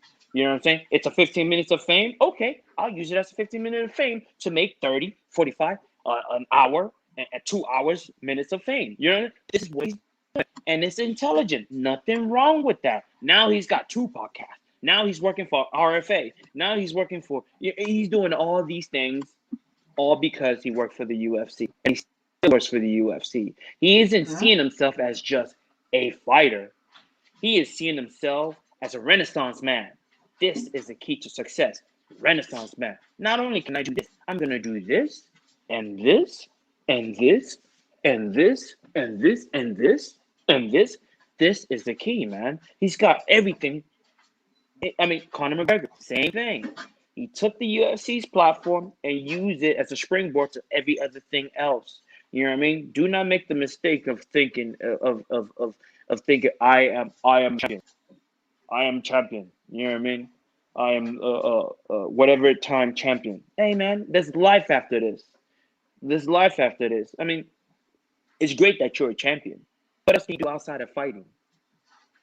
What other skills do you have outside of fighting? If you are that person and you cannot answer that question, then understand that you need to start thinking about diversify your portfolio, as they say. You need to Mhm. start thinking right now before your 15 minutes of fame runs out. You know what I mean? And I'm saying 15 minutes of fame, I'm meaning your fighting career. The fighting career, yeah, it could last for 15 years. Okay? That's just 15 years of your life. After that 15 years, I mean, let's say the 15 years takes you to what, 40 years old. Let's say 45 years old. From 45 on, what are you going to do? What are you going to do? How many people makes millions in the UFC? How many people makes millions in combat sport, boxing, whatever, kickboxing? How many people makes millions? Very few. Handful, Very few. Yeah, handful. so with the few hundred, with the few thousands that you're gonna get, what are you gonna do with it? What are you gonna do with it? You're gonna buy Lamborghinis and be broke? You know what I'm saying? Or are you gonna invest? Or are you gonna figure something out? Huh? Or are you gonna do what Alan Jobin is doing, buying up land in Louisiana? You know what I'm saying? What are you gonna do? What are you gonna do? Are you gonna start another podcast with some professional skateboarder? You know what I'm saying? And tap into another market, a different market. You know what I'm saying? What are you gonna do? Or are you gonna say, I'm a fighter. I'm a fighter. Yay, fighter. I fight. I'm tough. That's it? Yeah, You're gonna put all your eggs in one basket? Good luck. Good luck. yeah, Good luck with that. and absolutely. Before we move on, but I mean, Don McGuire says that in the reference to Indiana Gomez, right? That she's 40 now, Hmm. right? And he's saying that Dan Hmm. Severn fought some of his greatest wars when after he was 40. No, 100%. Yes. That did happen. Yes, that's true. The only thing That's about true. it is the level of competition, right? Because we just saw what 38, 39-year-old Frankie Edgar get KO'd, right? So there's Yes. levels to this shit, Yes. like See, Dan Severn Dan now. Seven, Dan Seven. Yes, he fought back then in his 40s, but he had the equalizer. He had wrestling. He had a wrestling base. You know what I'm saying? With the wrestling base, you can nullify all striking back then. As you can see, that's what he did. You know what I mean? He was beating up on all these young fellas by taking them down, smashing them while they're on the ground, ground and pound. He didn't stand up with anyone and do this. You know what I'm saying? He protected himself. Okay, the ultimate protection in combat sport is the wrestling. You know what I mean? Not jujitsu. People think it's jujitsu. It's not jujitsu. Because what happened? What happened to Hoist Gracie when Sakuraba got a hand of him? You know what I mean? Wrestling No, when is the Severn got key, a hold right? of him, fuck. Right, right. I mean, he was able to pull off a submission later on, but you know what I mean? He took Hmm. damage before, but he took a lot of damage before he submitted Seven. Now, Dan Severn was able to tap and went home fine. No damage because Hoist Gracie did nothing to him. He didn't punch him, he didn't kick him, he didn't do nothing. He just submitted him. Great. He won. But in exchange, who really won that night? Who took the most damage that night? Who got punched and who didn't get punched? That's the winner in my book. If you go home, you fought someone, you go home and you're clean. Yeah, the guy he submitted you. Yeah, we submit each other in the gym all the time. We Hmm. submit each other in the gym all the time. Oh, you got me. You got me. You know what I'm saying? I punch you in the face and you submit me. Who really won? Ask yourself who really won that match. I punched you in the face. I rocked your brain. I rocked your brain. I shook your brain in the skull. I had it slushing around in there. You know what I mean? And all you did was hyperextend my arm to the point where I said stop and you stopped. Who in the end, who really won? Who really won? Hmm? Who really won? I took no damage. You took some damage, but you won. Good luck with that. Yeah. No, 100%, 100%. And uh, Jose Aldo knocked him out, and James Krause is the smartest fighter in the UFC business wise. The best part, he instills it to his fighters, right? And that's crucial. That's super crucial. Yes. He, And we need a battle of Voodoo and Maguire. we, I propose that. I think so. That might work. let's go. Let's go, brother. Let's go. Hey, Cross, James Cross might be an intelligent fella, but he is not the most intelligent fighter in the UFC. I think Conor McGregor is. As you can see, his net worth proves it. Yeah. Yeah, and even if you argue that he's not the smartest fighter, right? But look at it. Two-time Cage Warriors champ simultaneously. Two-time UFC champion True. simultaneously. The only MMA fighter True. to ever face Floyd Mayweather. And again, True. Proper 12, regardless of what you think about it, is outselling a damn 200, almost 200-year-old brand, right? In Jameson, right? Mm-hmm. And then Mm-hmm. that's not even including the Mac Life production company, right? Where again, when I saw Dana White's press conference scrum, oh no, it wasn't Dana White's, it was Bruce Buffer, right? Because they celebrated his 25th anniversary with the company, right? I I didn't Mm-hmm. watch it on the UFC feed. I watched it on the Mac Life YouTube page. That was the first people to have it, even before the organization itself had their in ring ring announcer, Bruce Buffer, the legendary. And shout out and congratulations to you, good sir, on 25 years at the pinnacle. I mean, I mimic you every week here at Voodoo in the Woods. But it's not mimic. It's what is it? Sincerity. It's the most, or whatever the fuck, right? What I'm Serve trying to say. respect. I admire you, Flattery. Bruce. Yes, absolutely. So shout out to you and shout out to. But when I saw that footage, that was on the fucking Mac Life deal. So again, it's not. It's you know, that's it. And ooh, getting hot. Grass is a multimillionaire. The point was not True. relying on fighting. True. Hey, Cross, he's a multi-millionaire. Maybe he's a 5 millionaire, but he ain't no 100 millionaire.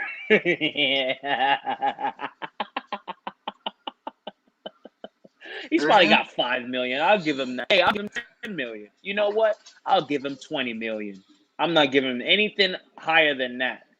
You know what I mean? Connor's the most successful mixed martial artist on the planet then and now. It's a fact. His net worth proves it, you know? And at the age that in which he accomplished this, he's what, 32, 31, 32 years old.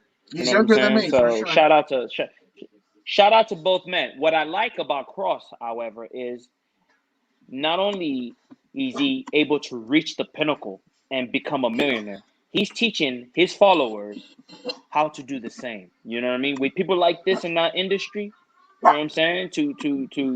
To actually put forth what we're talking about right now, he's actually getting his hands dirty with his followers, you know, his fighters. He's getting his hands dirty. Not only is he telling them, he's actually showing them because he as well is still a current fighter in the UFC. He is a gym owner. You know what I mean? He's a coach. He is all these things, right? By the way, that's more than one source of income, right? He's not putting all his eggs in one basket. I'm a fighter. Not only is he a fighter, he's a coach. You know what I mean? I'm sure he's an entrepreneur in some way, shape, or form, which is how he made millions. I know he didn't make it fighting. You know what I mean? He's an entrepreneur of some sort. He's a multimillionaire, like you said. I don't know, but I'll take your word for it.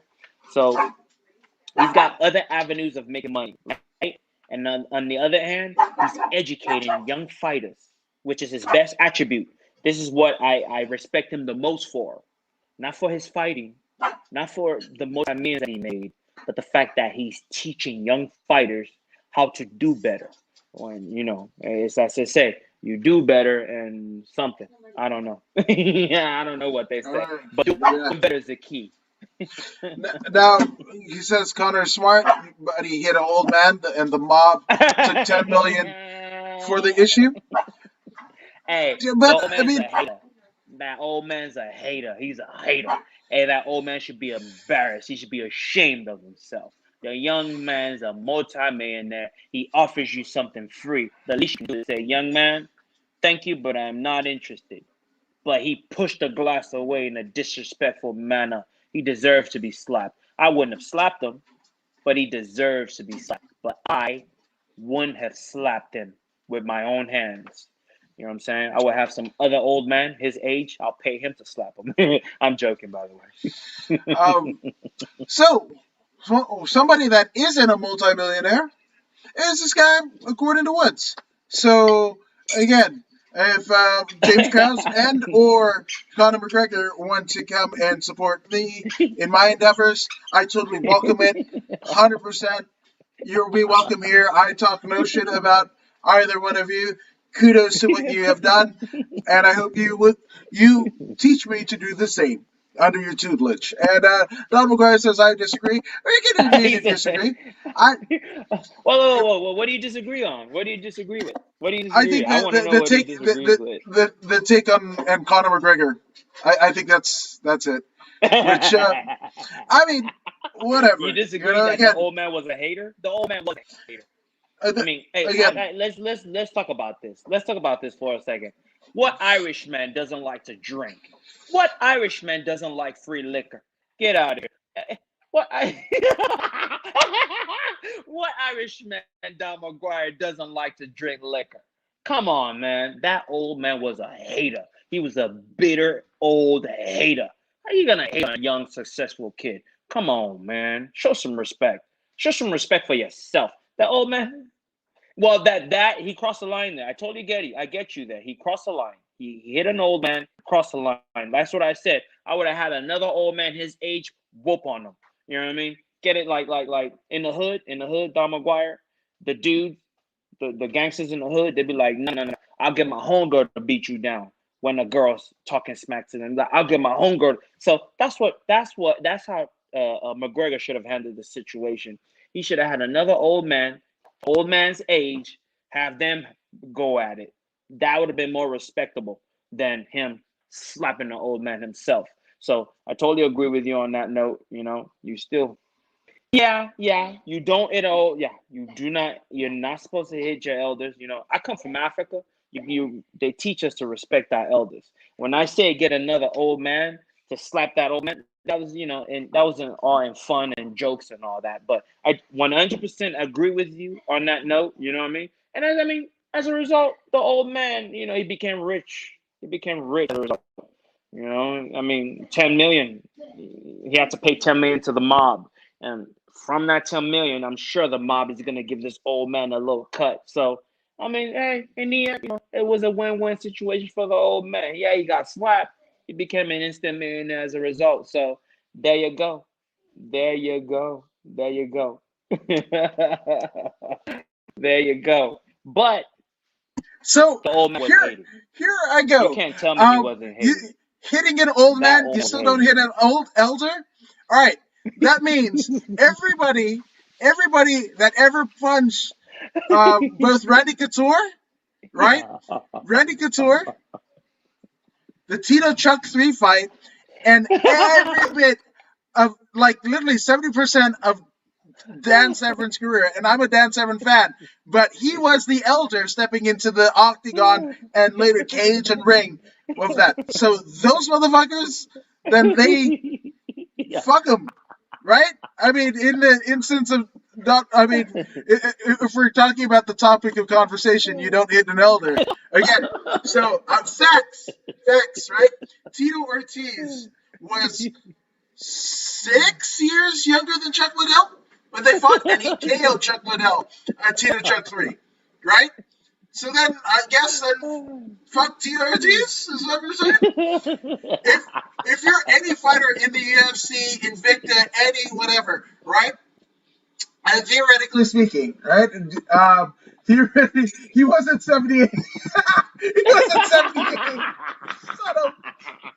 But even still, right? You don't hit an elder, right? Let's see. Okay, Dan Severn. Oh God, you, you guys, you guys brought it out of me. Oh my God, Dan Severn. All right, so Dan Severn, 101 wins. Here we go. I mean, you guys who want to talk about greatness of all time and shit like that, how the fuck are you gonna have in MMA triple digit wins in MMA? Good lord, right? But let's just go the last one, right? Uh, Alex Rosman, right? That was the retirement fight, right? Alex Rosman was 38. I guarantee you that 20, 20 years older was Ann Severn at the time this fight took place. So, you know, just say, and I yeah, mean, interview. If you're fuck it, if you're 6 months older than your opponent and your opponent hits you, fuck it, you should be expelled from the fucking UFC because you fucking hit your older. That's what I and say. and and and furthermore, man, hey, the man offered you free alcohol, man. He offered you free alcohol, and you pushed a glass like, get that shit out of my face. When you do stuff like that, I mean, you expecting when you bring bad energy to a happy place. I mean, bad energy is gonna come back to you. So he smacked the glass away. This old man smacked the glass away. He could have just said, "Hey, thank you, young man, but I buy my own drinks." See, that's a respectable. That's what an adult should do. Someone of 78 years old or whatever age he was, a respectable, self-respecting man will say, "Hey, young man, I appreciate it, but I buy my own drinks." Connor would respect that. Even though Connor was drunk that day, even in his drunken state, he would respect a man like that. But a man that smacks the glass away in a disrespectful manner, man to man, you deserve to be slapped. But I wouldn't have Yeah, slapped him. You know what I'm saying? I wouldn't have slapped him, but he deserves to be slapped. You know what I mean? He should have done the adult thing. He should have said, "Young man, I'm a man of my own. I buy my own drinks." You know what I'm saying? That's the right he should have taken, not smack the glass away and he disrespected himself by smacking the glass away. So he got smacked. no. And again, I do know that in places like Team Body Shop and you know, Tony McKee is ages older than a lot of his contemporaries. Still beating the shit out of them, but also anybody that throws a punch to fucking Antonio McKee, fuck You you, get your man. ass whooped. Yeah, and he's like, oh, voodoo, come on with me, agree to disagree. Throwing dolly. I don't know. I don't think anything is fucking acceptable. I'm He's just going saying. to the dolly. Everybody come What's on my wrong with the dolly, podcast. man? You want to hash it Hey, out? Fucking come hey, on my that podcast. dolly, hey, that dolly business made that fight that much bigger. That dolly business made Khabib's legend even larger because when Khabib was able to get in that cage and get that W, that dolly, man, propelled him to epic proportions. So thanks to that dolly that you just mentioned, Khabib is worldly known now. That's a fact. That's a fact. I have to beat. And you know He's what? Let's killing my life. analyze this. Let's analyze this. When you give a young man multi millions of dollars, come on, man. Look at these youngsters.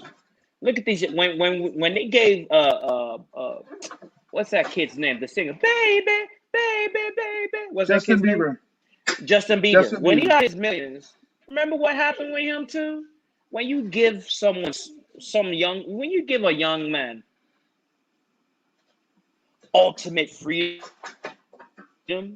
it's hard to balance reality and that freedom. It's hard to balance the two. So the fact that he's still around and not in jail and functioning, he's a parent now. He is to be congratulated and given kudos. I mean, look, even Justin Bieber, the fact that he is able to keep his sanity, the fact that he's able to keep his sanity, you know what I'm saying? And under the circumstances, these guys are to be given some kudos here. And I understand it doesn't make it okay. It doesn't make it okay. But look at all these people that have won the lottery and wound up broke or in Hmm. jail. You know what I mean? It's that power, that freedom, that power. It's hard to control. It's hard to control. You lose yourself when you have so much money. You lose yourself and the sense of reality. You know what I mean? Because now you're propelled into another. I mean, think about the rich folks. They live here with us, but they live a whole nother existence. Those country clubs. When was the last time you went to a country club like that, Mr. McGuire? Huh? When was the last time you flew for first class to Abu Dhabi, living that high life? You mean they're living on the same planet as us, but yet they live in a whole nother existence. You know what I'm saying? So when you're living in that world, and then you come back to the regular world, and somebody is slapping the your glass away, you are compelled to slap the taste out of their mouth. And this is what Connor is learning to understand and learning to regulate. You know what I mean? Living in that world and coming back to this world are two different things. You need to understand that. And he's working on it. As a young man, he's working on it, you know? And you are right. Keep your hands to yourself. You are absolutely right, Mr. Meyer. You are to keep your hands to yourself, but also understand it's a very hard thing to travel from dimension to dimension. You know what I mean? The world of the rich and back to the world of the normal people. It's very, very tough to understand the two worlds. So, hey, you know, good luck to these folks, I will say. Yeah, I mean it's no apologies needed or whatever, and No, you're fine. yeah, no. Again, we're at the main Hey, event. we gotta catch up with Mr. McGuire. We gotta catch up with him, man. We gotta because we gotta interview that dude. I think that's what we need to do. We need to Yeah, interview. We need to bring him on and interview him personally. yeah, We need to uh, we I, need to we need to tell his story. yeah. I actually think that you guys don't even need me for that one. So you got a wealth of content of whatever. So or Yeah. whatever. But we'll Let's make it connect the happen, dots Mr. for sure. McGuire. Let's make it Yeah, happen, Mr. McGuire. yeah, We gotta make that happen, man. It's hun- long overdue, man. It's long overdue. I want to know your 100%. story, brother. I want to know your story. I know you got a lot to tell. I want to know your story. Yes, so that's it. But a story that also was told last night was the main event of the evening because we had Duhino Gilbert Burns against the reigning and defending UFC welterweight champion Kamaru, the Nigerian Nightmare Usman. And I mean, Voodoo, you picked it. I don't know if you know. I don't know. I can't remember if you said how it was going to happen, but I mean, it definitely did happen. I know I am never picking. There's a bit of, you see that right there? That's me eating crow because I don't think I will ever pick against Usman again after his performance, right? That being said, am I more inclined to watch Kamar Usman fight and pay $70+ to do so? Not. If he's on Joe Rogan's Experience again, am I inclined to watch it? No. And this is somebody that I tapped out 20 minutes in. They went for like 2 hours. I tapped out 20 minutes in. Same thing with Izzy. I tapped out 20 minutes in. Same thing with Volkanovski. I tapped out 20 minutes in. I did, and again, Volkanovski, too fucking boring. Okay, and Izzy and Tyron Woodley. I mean, Izzy and Usman. Usman. Mm-hmm. Yeah. So I mean, a bit of total disclosure. I grew up with Izzy's. I grew up with uh, Usman's. Right. In Inglewood, right? The type of swagger and whatever. I Mm-hmm. never had that. Mm-hmm. You could call it jealousy, you can whatever, but I was never in that group, right? I even experienced it where I'm biracial, right? Fijian. Mm-hmm. I'm not Fijian enough, right? I'm not Islander enough, right? The way that I speak or whatever. I'm not black enough for people that are. And I don't even call it black. I call it African descendant of slaves, but I digress, right? I'm not enough, right? So I say, fuck your enoughs. I'm gonna do me, right?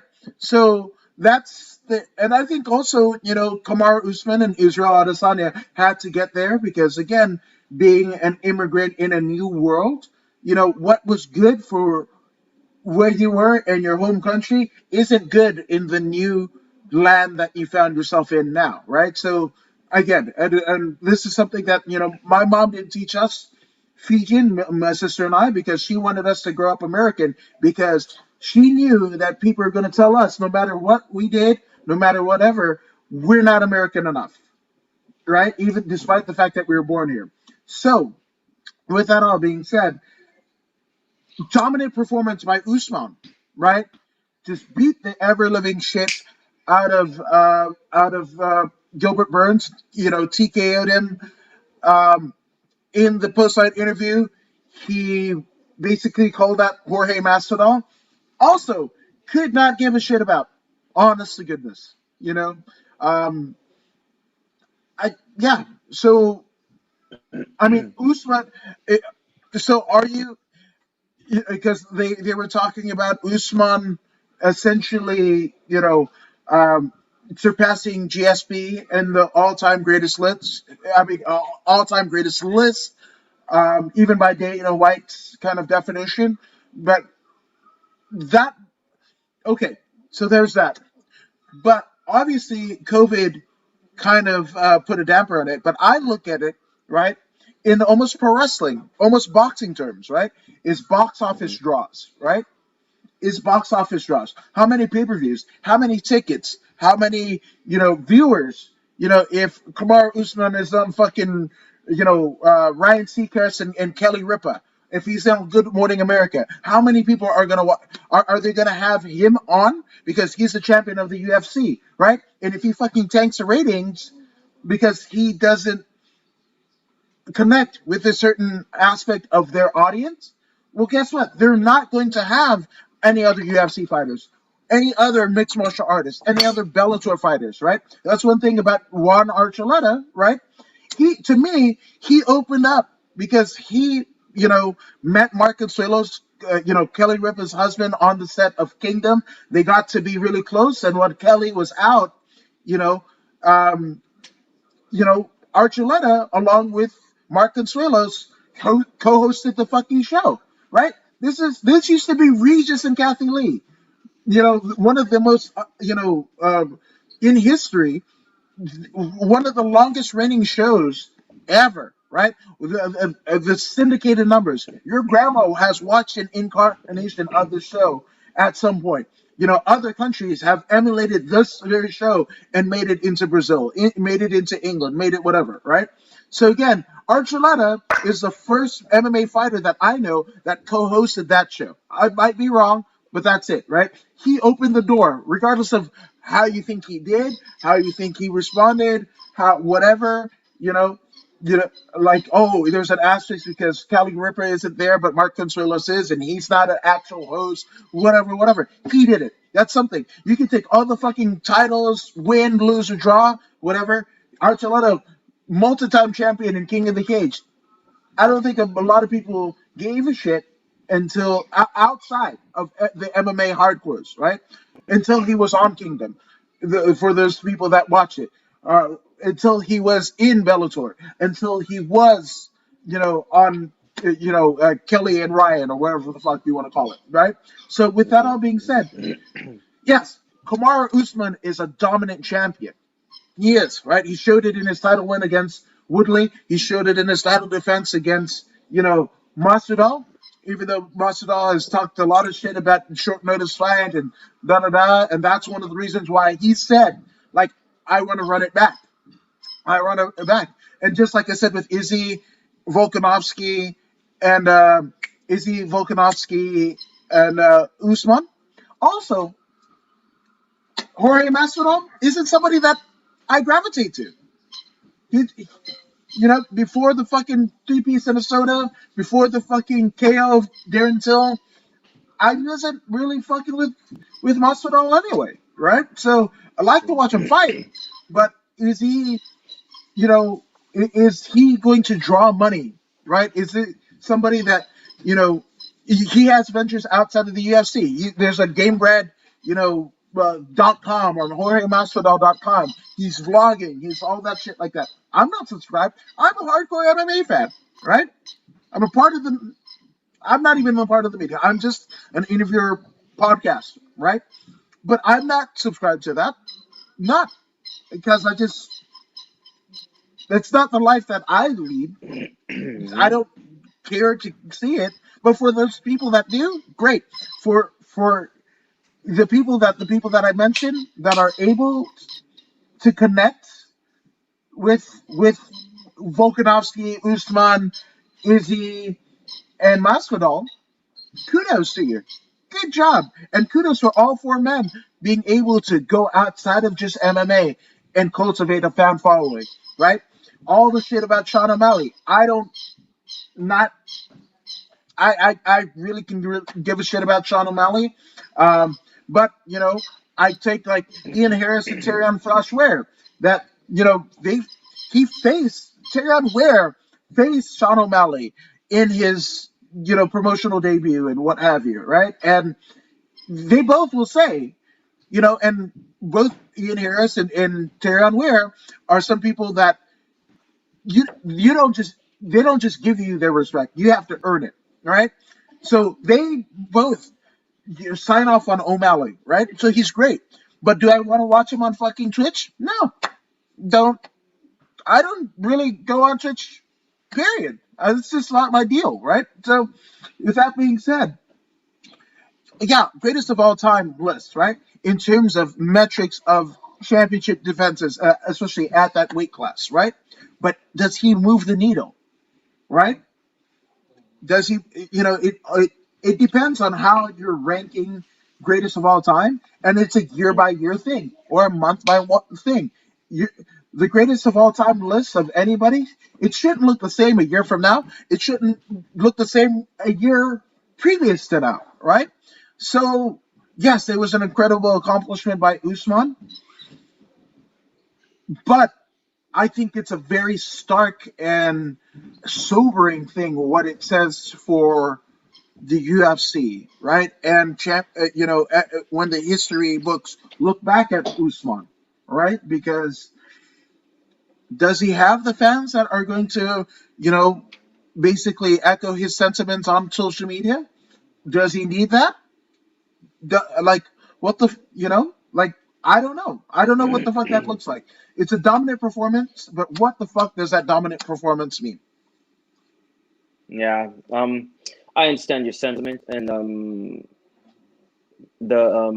the ratings reflect your comments. So you're not just talking out of your ass. There's a point to it, and you have numbers to prove it. Um, he's got to find a way to connect with the fans. That's his job as a professional fighter, to find a way to make appealing his work.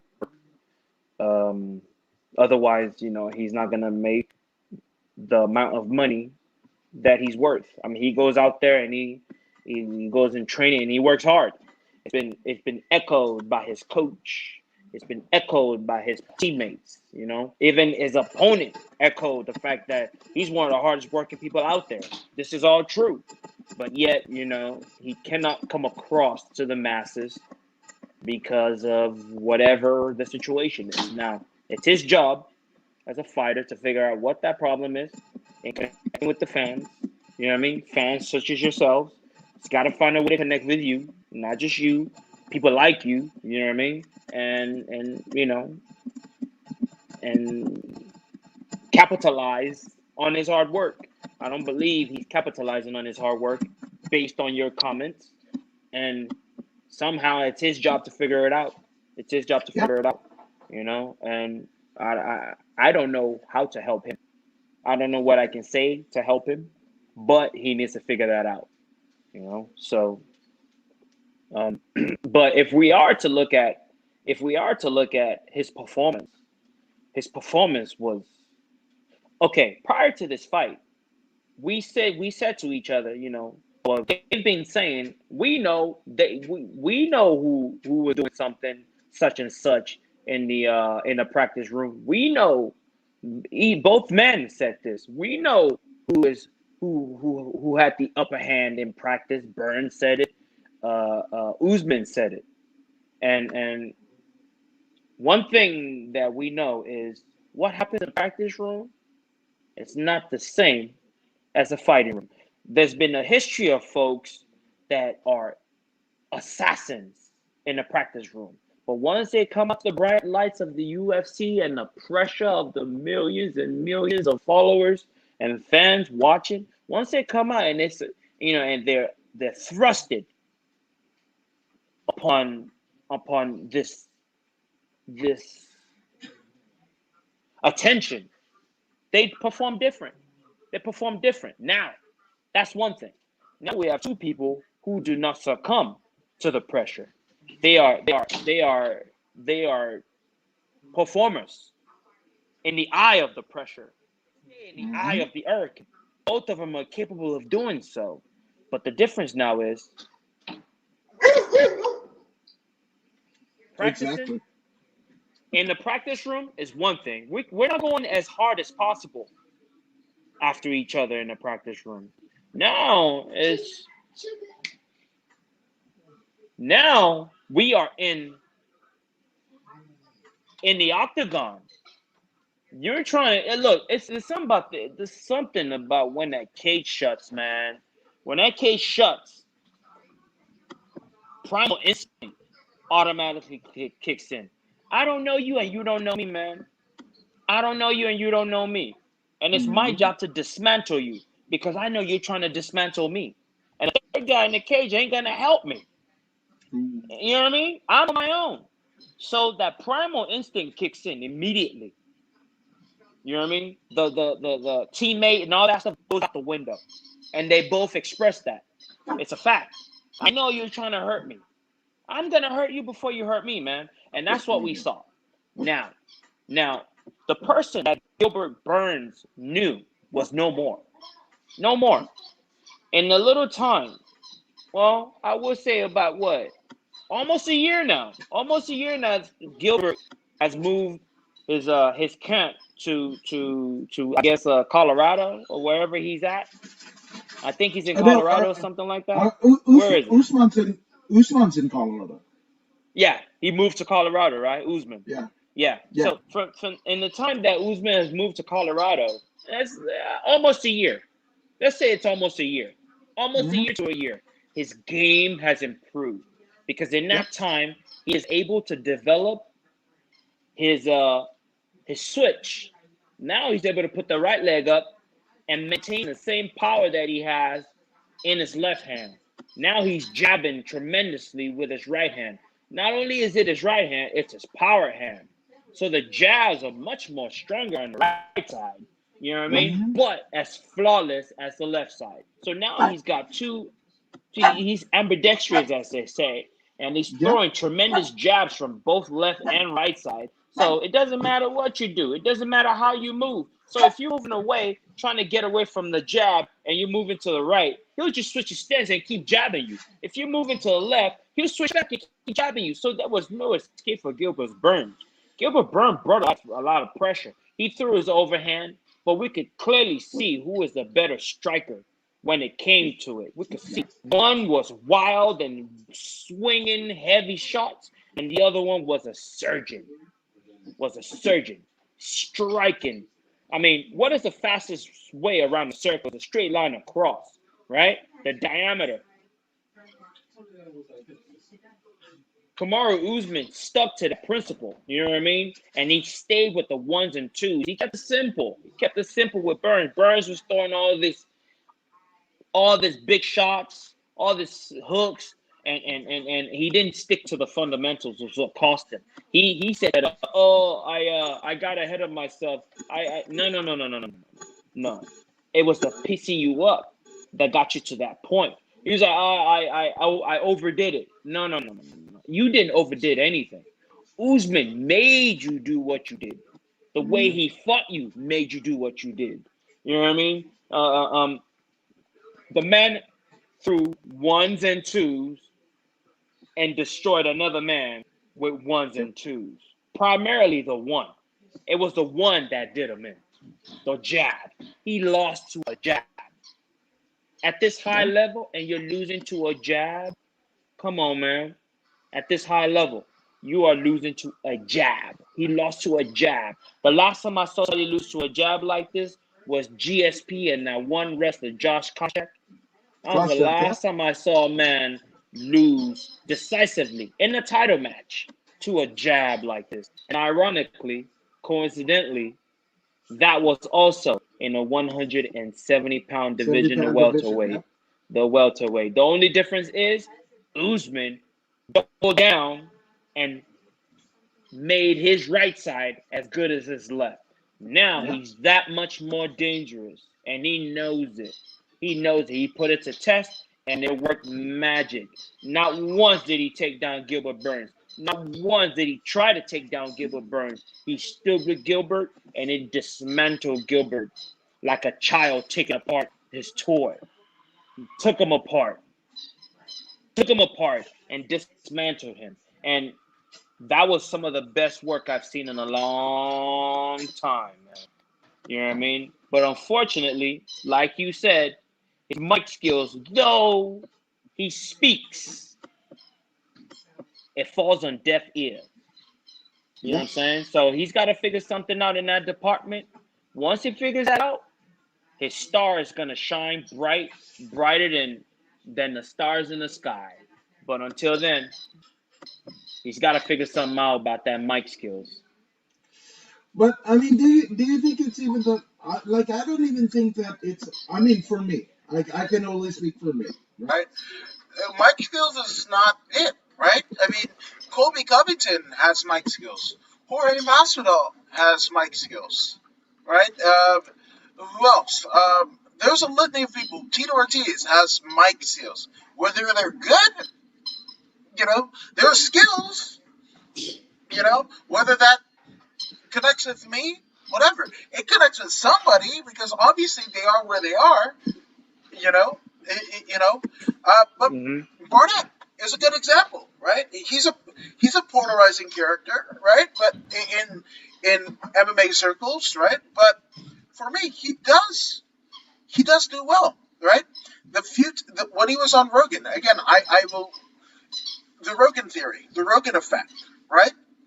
The Rogan effect is you can have Rogan on. I mean, you could be on Rogan, right? Somebody could be on Rogan for 2+ hours. You know what the fuck they're talking about. Every politician, every whatever, pro wrestlers, whatever, scientists and everything like that. I call it the Rogan effect. Again, Barnett was on for damn near 3 hours the first time he was on, right? The most recent time, whatever, right? He did uh, about that time, like 2.5, 3 hours, right? Which again, shout out to Barnett because he did my show like literally like a month and a half after he did Rogan, which is awesome, right? I can't thank him enough. But those two deals, right? He articulated himself so much that he gained a new fan base. Those two, he had no less than 10 million people in 2 combined episodes, right? At 5 hours of cumulative time, right? And engage people in ways that just an MMA fighter, just a pro wrestler, just a jiu-jitsu black belt, just a catch wrestler could not do. Just a metalhead, just a car guy, right? All of those things, whatever. And look at Rogan, who he's gotten, right? It's beyond just being an MMA commentator. It's just beyond being a martial artist. It's gone beyond just being the guy from Fear Factor. It's gone beyond. Do you think Elon Musk gives a shit that he was on Fear Factor? Do you think Neil deGrasse Tyson gives a shit if he was on News Radio? No, not at Okay, all. right? So that's what I'm saying, right? If Kamaru Usman fucking did a podcast tomorrow, will I be subscribed? I'd listen because I want to support the guy, but I can pretty much tell I don't whatever. Shout out to Steve Coffin, my friend. He runs all of Conrad Thompson's shit. So we're talking about Jim Ross's show. We're talking about Arn Anderson's show. We're talking about Eric Bischoff's show.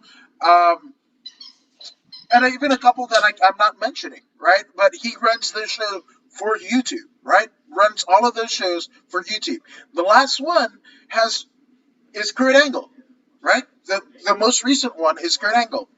I I've kind of listened to Kurt Angle. Don't like it. It's not, his views are very off-putting to me. Now, not to other people, but to me. And yes, he's a wrestling guy. But again, some of the shit that Kurt Angle says, it almost knocks it down a peg. The reverence that I have from pro wrestling, it knocks it down a peg to me, right? The Olympic gold medal with the broken neck, as charismatic as he actually is, some of the shit that he says, it's off-putting to me. It might connect with somebody else, not me, right? And that's the thing. There's never going to be. I was watching something about a documentary. Oh, the fucking Britney Spears documentary, right? Like, that time will never happen, where every fucking 13-year-old girl everywhere was listening to fucking Britney Spears. That'll never happen again, right? 13 to grown adults, younger, whatever, at Britney Spears concert during her height. You had moms, you had young moms, you had teen moms, you had, fucking military veterans, you had everything, right? You're not going to have that again, where everybody listens to the same shit all the time, watches the same shit all the time, right? So there's that. But if you can niche out a lot of the people that do gravitate towards you, right? Just like the Gina Carano is doing the other thing, right? That's completely opposite of it, I'll listen to Ben Shapiro. Do I agree with him? Fuck no. Am I going to watch Gina Carano now? No. But then again, I wasn't watching Gina Carano on The Mandalorian because I just don't watch it. My shit is combat sports. I just don't watch it. Not because of political views, not whatever. And again, the same shit that they're saying about Gina Carano and whatever. Well, somebody shared a meme with me with Donald Duck in Hitler-esque garb. I'll say that, right? Again, Zippity Doo Dah Zippity A was a song. Was a song from I forgot the sound of the South, something like that. That shit was about. It was sung by a singing slave. Those are facts, right? So, there's this shit that I'm just not gonna watch. Kids will watch it. Wife will watch it. I just won't watch. And that's it. That's cool. So if you watch it, whatever. Usman is just not my guy. As Masvidal is not my guy. As Covington is not my guy. As Volkanovski isn't my guy. As Izzy is not my guy. DC floats back and forth between it. Sometimes he's my guy, sometimes he isn't. The shit that he was talking about, like with John Jones, yes, it was true. But I was like, you're acting way too cocky for a guy that got beat twice. Soundly. Not even close. Right? Not even close. There's Conor McGregor, right? You could say the things that have come out about Don McGuire. I mean, not Don McGuire. I'm sorry. What the fuck am I saying? All right, Conor McGregor, right? The things that have been said about Conor McGregor and the things that Conor McGregor has done. No, it's not good. And you would think that Khabib Nurmagomedov would be the higher ground if you're comparing the two. You don't have to look too far about Khabib Nurmagomedov to know. Hey, that's not my guy either. He's not my guy. Not mine either. Why hey, but he is funny when he's with DC though. He is, but also, like I just said, DC at times I could not give a shit about.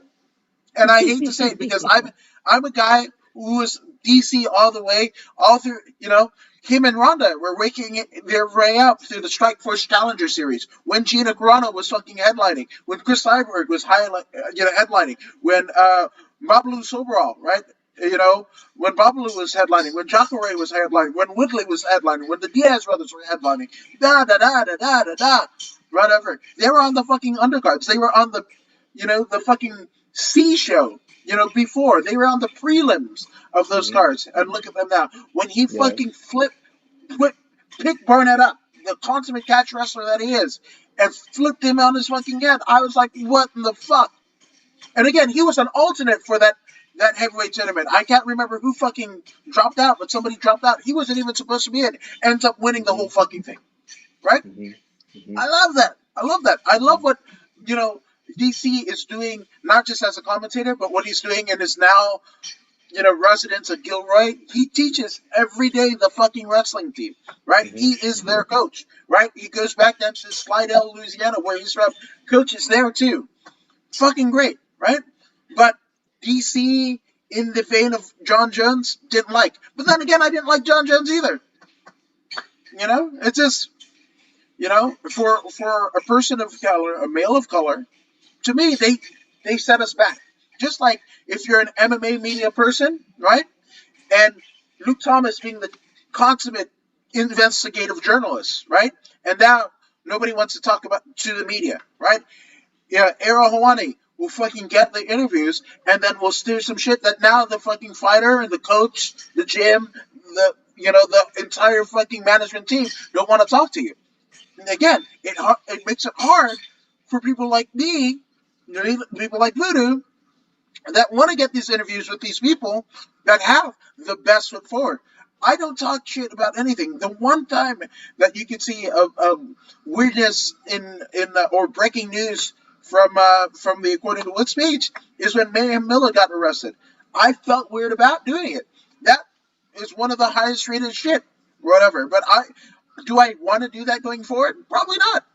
I'll sacrifice the views, and that might not make me the greatest podcaster of all time, but I never wanted to be. I just wanted to do the thing and make a living, tell compelling stories, right? Like Barbara Walters and Hugh Downs, because when I wasn't watching wrestling, I was watching fucking 2020, right? On Mm-hmm. Friday nights. It was Barbara Mm-hmm. Walters and Hugh Downs and shit like that. I want to tell compelling stories about people that I want to fucking whatever. Now, do DC, do John Jones, do all of these people negate that? Fuck yeah. I'm going to tell you. Yeah, they do. Errol Hawani, Luke Thomas, I love them. But they make it hard for me. In many ways, they're trendsetters, but they make it fucking hard for me. So, that being said, I don't know about Usman. I'm not interested in an Usman Masvidal fight. I think that shit. I mean, that wouldn't draw flies if you rolled it in shit. That fight. It it would probably do worse than this last one. Uh, I'm not interested. you I'm don't not think paying. you don't think Usman's new skills and allegedly Masvidal getting a full camp will sell? Well, not to me. I'm not buying it. I will say. Yeah. So to everybody else, kudos to you for and having an $80 disposable income that you could fucking just throw on that fight. I know that is my sponsorship money from Prime Athletic. 30. Like so. No, I'm good. I'm all right. Hard pass. Hard pass. Fucking Brendan Schaub talking about certain sites and shit like that.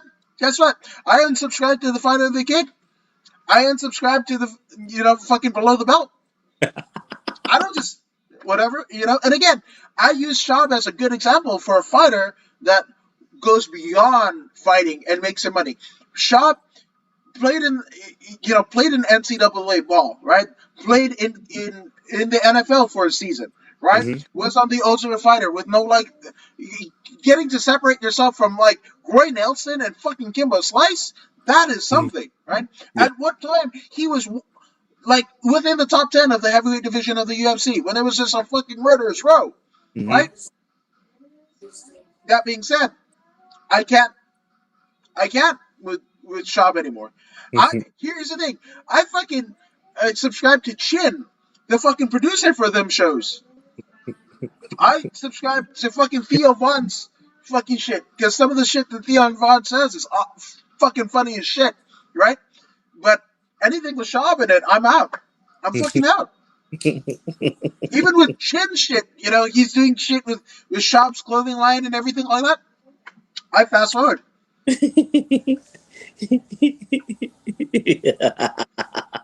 Hey man, hey something about that shot by himself that I'm not digging. But when he's with Rogan, I like the way they vibe. Yeah, When he was with the other guy, Brian, Brian Callen. Yeah, yeah, I like the vibe. But him by himself, I can't dig it. yeah. I It's can't. it's not good. Hmm. Yeah, and again, there are people that still, because again, Chin Chin Yi, the producer, he still got a job with him, and I fucking love it.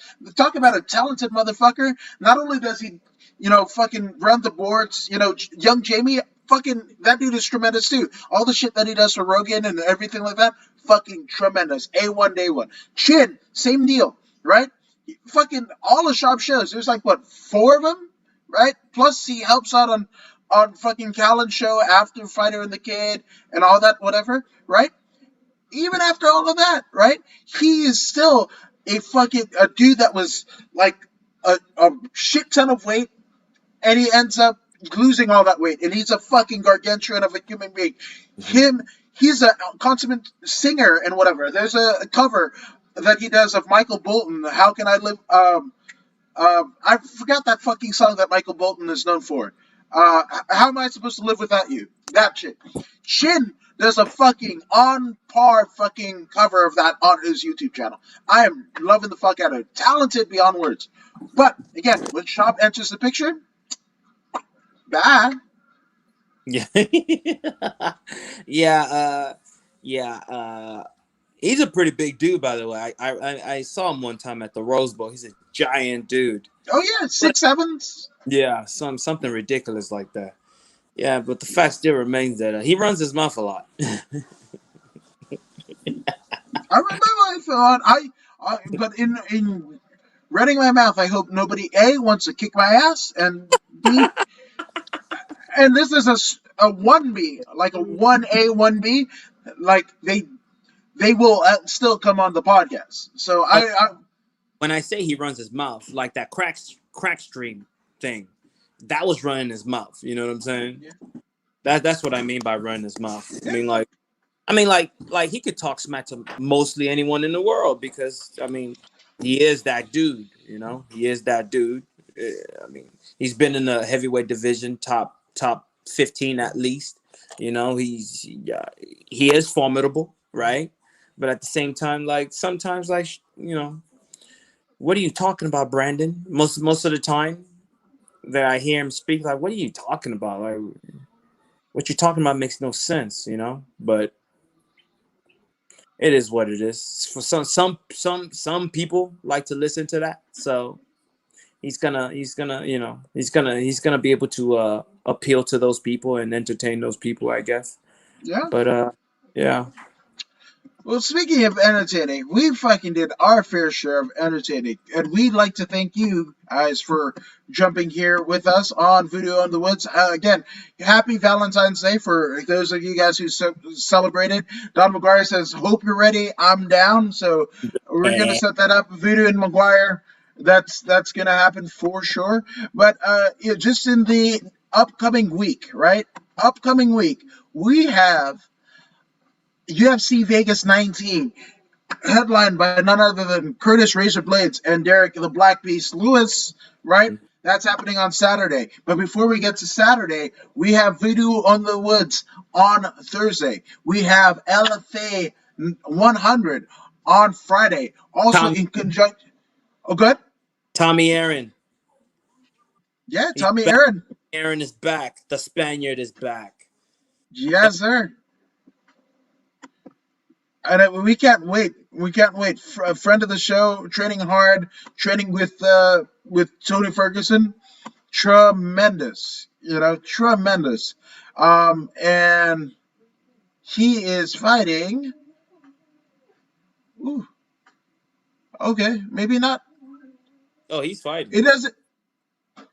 Mm, so it doesn't say. Oh yeah. Oh, sorry. Gerald Scott. He's fighting Gerald Scott Yeah. at 155. So that's it. So shout out to Tommy Aaron. Obviously, LFA 100. That's 100 shows under the LFA banner. Congratulations to you, LFA, because again, everywhere, your footprint has been left in the MMA sphere. So thank you for showcasing so many of our friends and favorite fighters in the sport. And then we have, in addition to Saturday's UFC Vegas 19, we have Josh Barnett's Bloodsport 5, headlined by Davey Boy Smith Jr. Yes, son of the British Bulldog, grandson of Stu Hart, nephew of Brett and Owen and Dynamite Kid, right? And he's going up against former WWE champion, former AEW world champion, and former Bloodsport 3 main eventer, the one and only, formerly known as Dean Ambrose, but now known as Mox, Jonathan Moxley. Yes, Harry Smith, Davey Boy Smith Jr. against John Moxley, headlining Bloodsport 5. Josh Barnett's Bloodsport 5, and you can check that out at, again, www.bloodsport.watch to go check that out. All of the stuff with the LFA, UFC Fight Pass, you get it with your subscription, and on free, your ESPN Plus subscription, $4.99 a month, gets you UFC Vegas 19. So there you go. And just a little caveat, if you pay less, like $40 less than what you paid for UFC 258, right? A la carte, out the box, $38 for Josh Barnett's Bloodsport 5. Well, guess what? You get yesterday's Josh Barnett's Bloodsport 4 with it. $38, fees, taxes included. If you live in a tax-free state, there's 8 of them, like Nevada, like Florida, like Texas, and everything. If you live in a tax-free state, you probably even pay $36 for it. So again, less than $40, you'll get Josh Barnett's Bloodsport. So check that out at www.bloodsport.watch. And fuck it, you can thank me later because it's going to be a hell of a deal. Yes, it is. Indeed, it is. Don't miss it. Do not miss it. Next week, it's going to be a slobber knocker waiting to happen. It is going to be a slobber knocker, but we warmly encourage you to save some of your slobber and just go ahead and subscribe. Like, share, and subscribe to the Voodoo in the Woods podcast. I'm getting my fucking podcast mixed up. Voodoo in the Woods podcast. Like, share, and subscribe to both According to Woods and Voodoo in the Woods podcast. Get off me. This dog's crazy, man. What's wrong with you? Yeah, man. Like, share, and subscribe According to Woods, Indeed, and Voodoo in the Woods. You know what I'm saying? Either way, you're going to end up in the woods. Yeah, fuck yeah. And we're going to dig your ass out. So that's it. And again, Voodoo, where can they find you, good sir, on the social media? You can find me on the most famous of platforms: YouTube, Twitter, Periscope. Where's the one with the little? Yeah, Twitter. Facebook page. You know, the good old stuff. Yeah, the good old stuff. And you can find me Instagram. Don't forget Instagram. Voodoo Maximus. All day, every day. All day, every day. And I'm According to Woods, and we're doing all types of combat sports shit for your pleasure. Thank you. Go ahead and like, share, and subscribe, and we will see you Thursday for more Voodoo in the Woods.